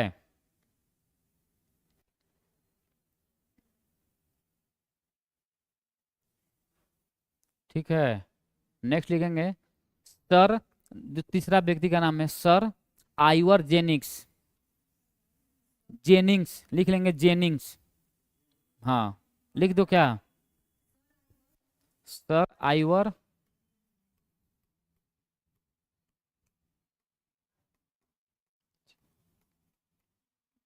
जेनिंग्स। ये भाई साहब क्या बोले हैं, कैबिनेट, लिखेंगे कैबिनेट, ब्रिटिश, कैबिनेट ब्रिटिश संवैधानिक व्यवस्था का केंद्र बिंदु है। कैबिनेट ब्रिटिश संवैधानिक व्यवस्था का केंद्र बिंदु है।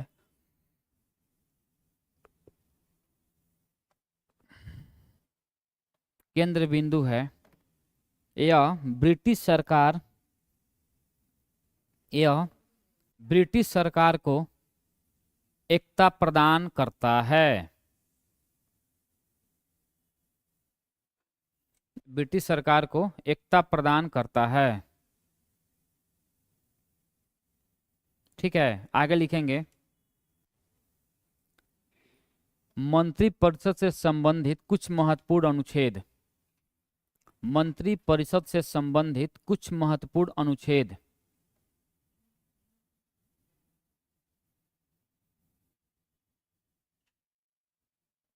सेवेंटी फोर, अनुच्छेद 74।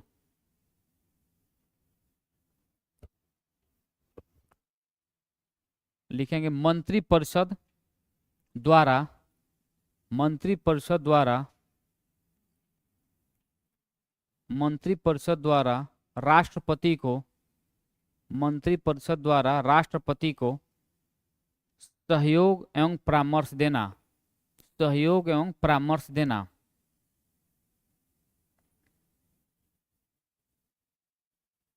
अनुच्छेद 75, परामर्श देना।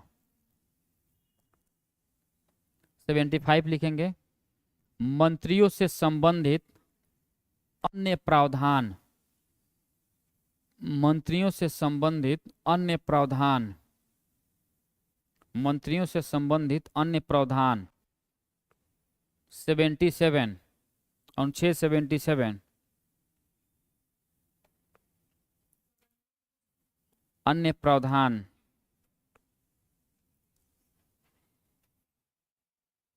77 लिखेंगे लिखेंगे भारत सरकार द्वारा, भारत सरकार द्वारा कार्यवाहियों का संचालन,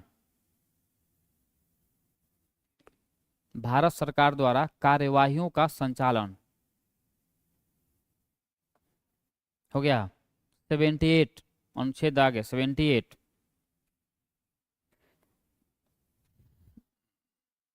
राष्ट्रपति को, राष्ट्रपति को सूचनाएं प्रदान करने से संबंधित, राष्ट्रपति को सूचनाएं प्रदान करने से संबंधित प्रधानमंत्री के दायित्व, प्रधानमंत्री के दायित्व।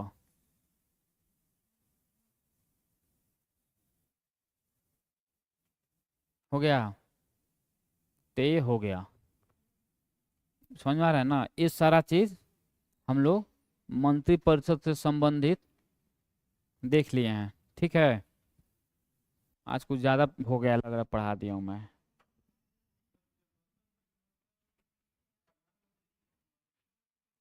चौहत्तर पर ज्यादा प्रधानमंत्री से नहीं है, मंत्रिपरिषद से संबंधित है। एक तो पहली बात है कि प्रधानमंत्री के लिए कहीं से कोई अलग से कोई अनुच्छेद है ही नहीं। एक ही जगह प्रधानमंत्री के बारे में बात की गई है कि प्रधानमंत्री की नियुक्ति राष्ट्रपति करेगा 75 में, और अन्य मंत्रियों की नियुक्ति भी राष्ट्रपति करेगा इसके सलाह पर, प्रधानमंत्री के सलाह पर। समझ में आ रहा चीजें? यानी सिंपल कहना है कि भारत के संविधान में कहीं पर भी प्रधानमंत्री के लिए अलग से कोई प्रावधान नहीं किया गया। सिंपल बातें है। इसमें बस इतना बोला गया कि जो भी मंत्री परिषद होगा उसका जो मुख्य होगा, यानी जो क्लास का मॉनिटर है, यही है प्रधानमंत्री। सिंपल। इसको कुछ एक्स्ट्रा पावर दिया गया है, लेकिन ये भी एक प्रकार से सांसद ही है। प्रधानमंत्री भी एक जगह के अपने, जैसे बनारस से जीते हैं मोदी, तो प्रधान वहां से सांसद ही है पर मोदी जी भी। और अगर वह बनारस जा रहे हैं अपने लोकसभा क्षेत्र में, तो वो प्रधानमंत्री का हैसियत से नहीं, वहाँ के संसद सदस्य होने का हैसियत से जाएंगे वहां पर।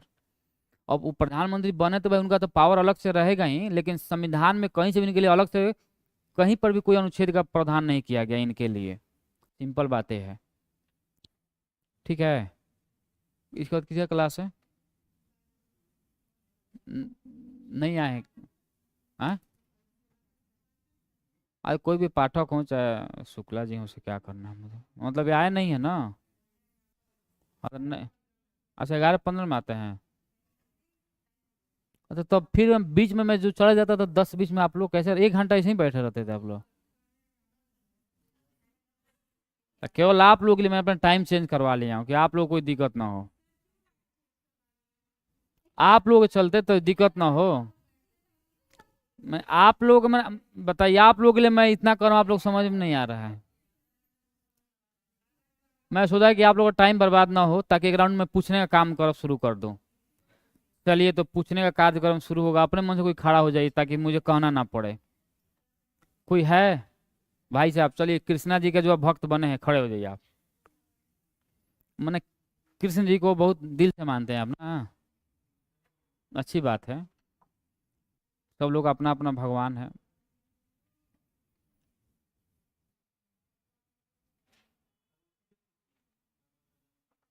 तो मुझे खुदे नहीं पता, मैं क्या पूछूंगा? मुझे तो आना चाहिए। मेरे कृष्ण भगवान के बारे में मुझे एक ही बात जानता हूँ, जिनके पास 73,000 गर्लफ्रेंड थी कि 74,000, बस। इतने से ज्यादा मैं नहीं जानू। अरे संभाल लेते होंगे, भगवान है, पावर ज्यादा होगा उनके पास। चलिए, अनुच्छेद 47 क्या है?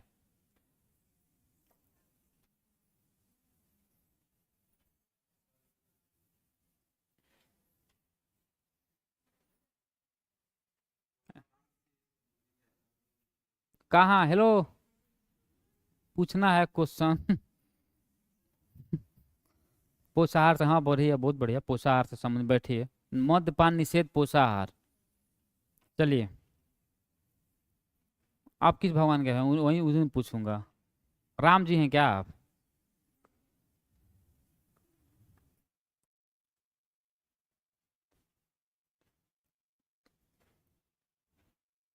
चलिए बताएंगे, किस अधिनियम के द्वारा, किस अधिनियम के द्वारा केंद्र में द्वैध शासन को लागू किया गया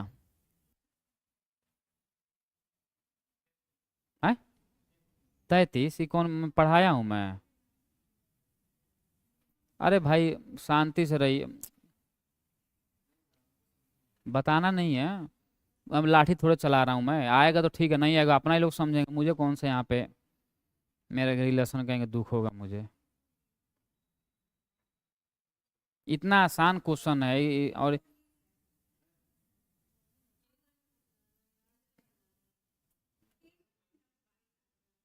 बैठिए। मैं बोला हूँ, मैं बोला हूँ कि द्वैध शासन, द्विसदनीय व्यवस्था नहीं बोला हूँ, दोनों में मैं अलग। चलिए, आप खड़े हो जाइए। नहीं, आपके पीछे। बताइएगा, पूछें।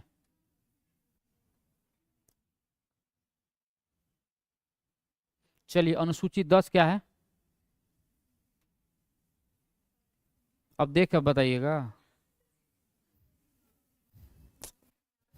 मतलब सामने ही चोरी कर रहे हैं आप लोग। बैठिए। चलिए, आप बताइए आप।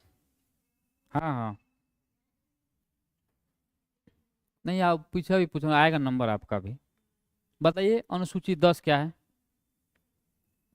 कैसे होगा? नहीं पता तो कैसे होगा, बैठिए। चलिए बताइए तो जी आप। अनुसूची 9 क्या है? नहीं याद है? कितना आसान है कहना, कैसे होगा? फिर आप लोग बोल रहे हैं कि ये नहीं हो रहा है, वो नहीं हो रहा है। और तो टाइम में मैं फ्री हूँ अभी आजकल इधर। अभी चलेगा ही 11:15 तक। बीच में मैं भाग भाग जा रहा था वो क्लास के लेके। बैठिए। नहीं पता। क्यों दूं मैं, थोड़ा ना दूंगा। चलिए। हाँ हाँ। अनुसूची 8 क्या है? अरे भाई कौन बोला है भाषा? मैं पूछ रहा हूँ, जिसे पूछ रहा हूँ वही बताएगा।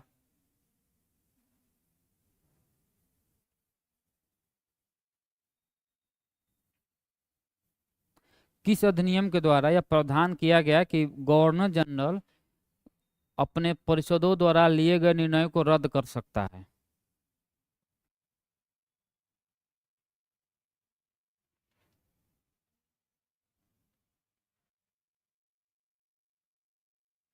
चलिए बैठिए, बताइए आप।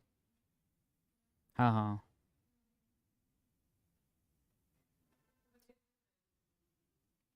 अरे तो पढ़े तो उसी ने पढ़े हैं याद रखने के लिए ना।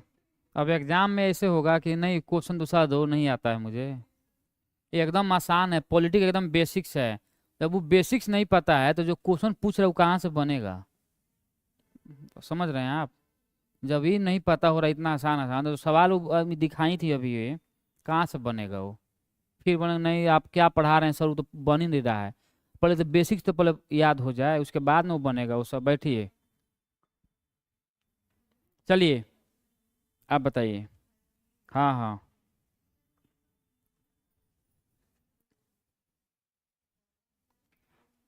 किस अनुच्छेद के द्वारा यह प्रावधान किया गया कि जो गवर्नर जनरल है वही अब मुख्य सेनापति भी होगा?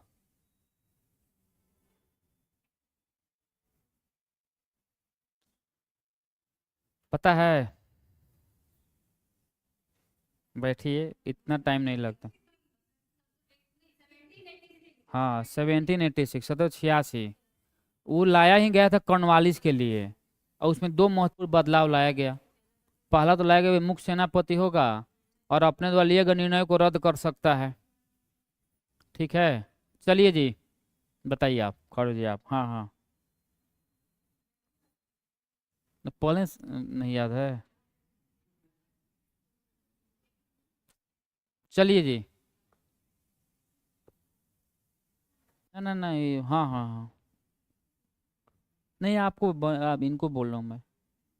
हाँ हाँ, आप ही को बोल रहा हूँ मैं। खड़ा होकर नहीं, बैठ के बताइए, कोई दिक्कत नहीं है, दबाव नहीं है। नहीं मन है, खड़ा नहीं होना है, दबाव नहीं कि नहीं बोल दिया तो खड़ा ही होना है, ऐसा नहीं है। वाले आप लोग 35% लड़ रहे हैं, 50% मान लीजिए इक्वलिटी चाहिए समाज में।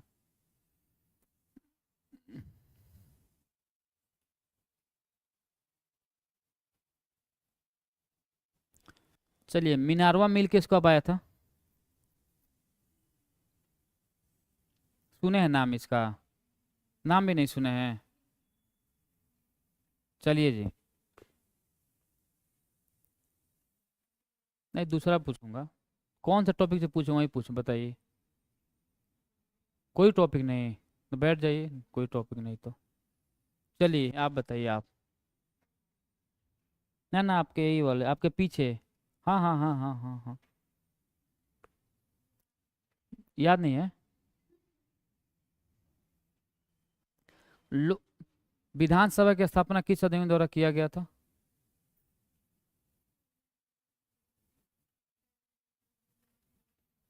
मैं बोल रहा हूँ विधानसभा की स्थापना किस आर्टिकल से नहीं, किस अधिनियम के द्वारा किया गया था?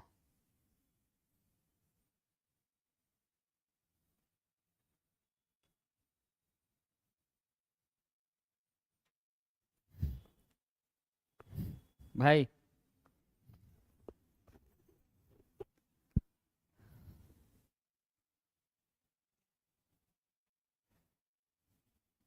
अच्छा, किस अधिनियम के द्वारा पहली बार गवर्नर जनरल के परिषद में एक विधि सदस्य की नियुक्ति की गई और उसका नाम क्या था?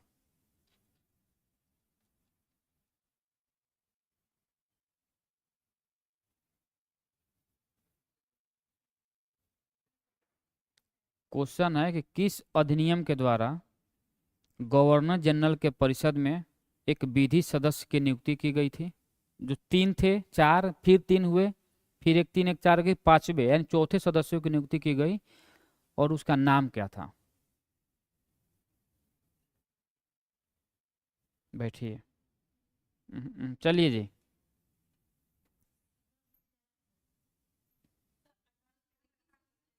1833 लॉर्ड मैकाले। हाँ,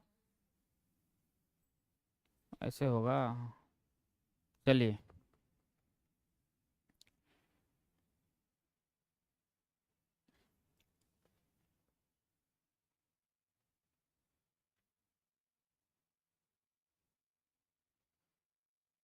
चलिए, किस अधिनियम के द्वारा और किस साल दास प्रथा की समाप्ति की घोषणा की गई और किसके नेतृत्व में?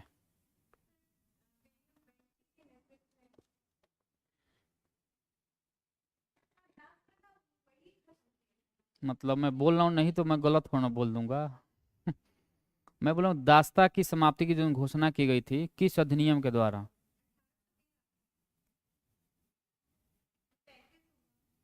ठीक है, अधिनियम मान लिया 33 होगा। हाँ तो ठीक है, तो 33 मान लिया होगा। और बताइए, मैं चार क्वेश्चन पूछा हूँ एक ही क्वेश्चन में, अब बताइए चारों।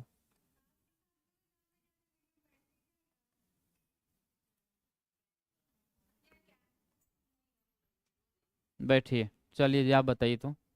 हाँ, वही सेम क्वेश्चन फिर बोले। याद रहता है तो निकल जाता है। कर्म, अरे कहाँ से कर्म। नहीं, बैठिए। Alan bro. हाँ, 1843 में। चलिए जी, पीछे पीछे पीछे उधर। आप। हाँ हाँ। है, क्या नहीं पूछे?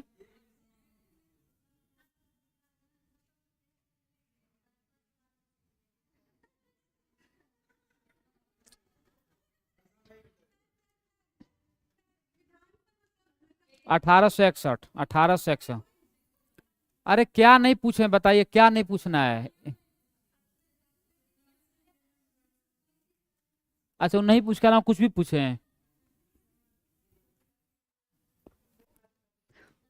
प्रस्तावना में जो स्वतंत्रता के बारे में बात की गई थी, कितनी स्वतंत्रता है और कौन कौन सी स्वतंत्रता है, बताइए। प्रस्तावना में जो स्वतंत्रता के बारे में बात की गई है, वो कितनी है स्वतंत्रता है और कौन कौन सी स्वतंत्रता है, तो बताइए। धार्मिक स्वतंत्रता?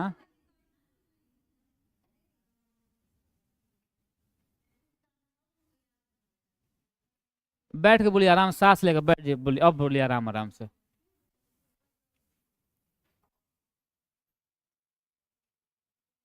मतलब हार मान गई कि अभी रुकू मैं? अच्छा अच्छा।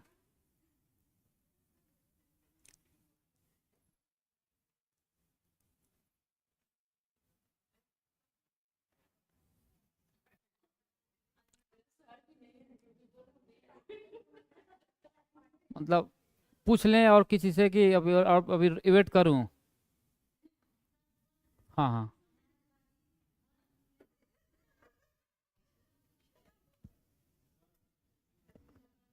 चलिए आप बताइए। हाँ,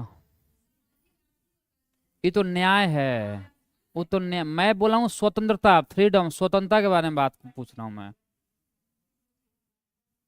हाँ हाँ हाँ, ठीक है, दोनों मिल के बता दीजिए पाँच। हाँ हाँ, पाँच सही है, बोलिए कौन कौन पाँच, वही तो पाँच पूछ रहा हूँ, नाम पूछ रहा हूँ मैं।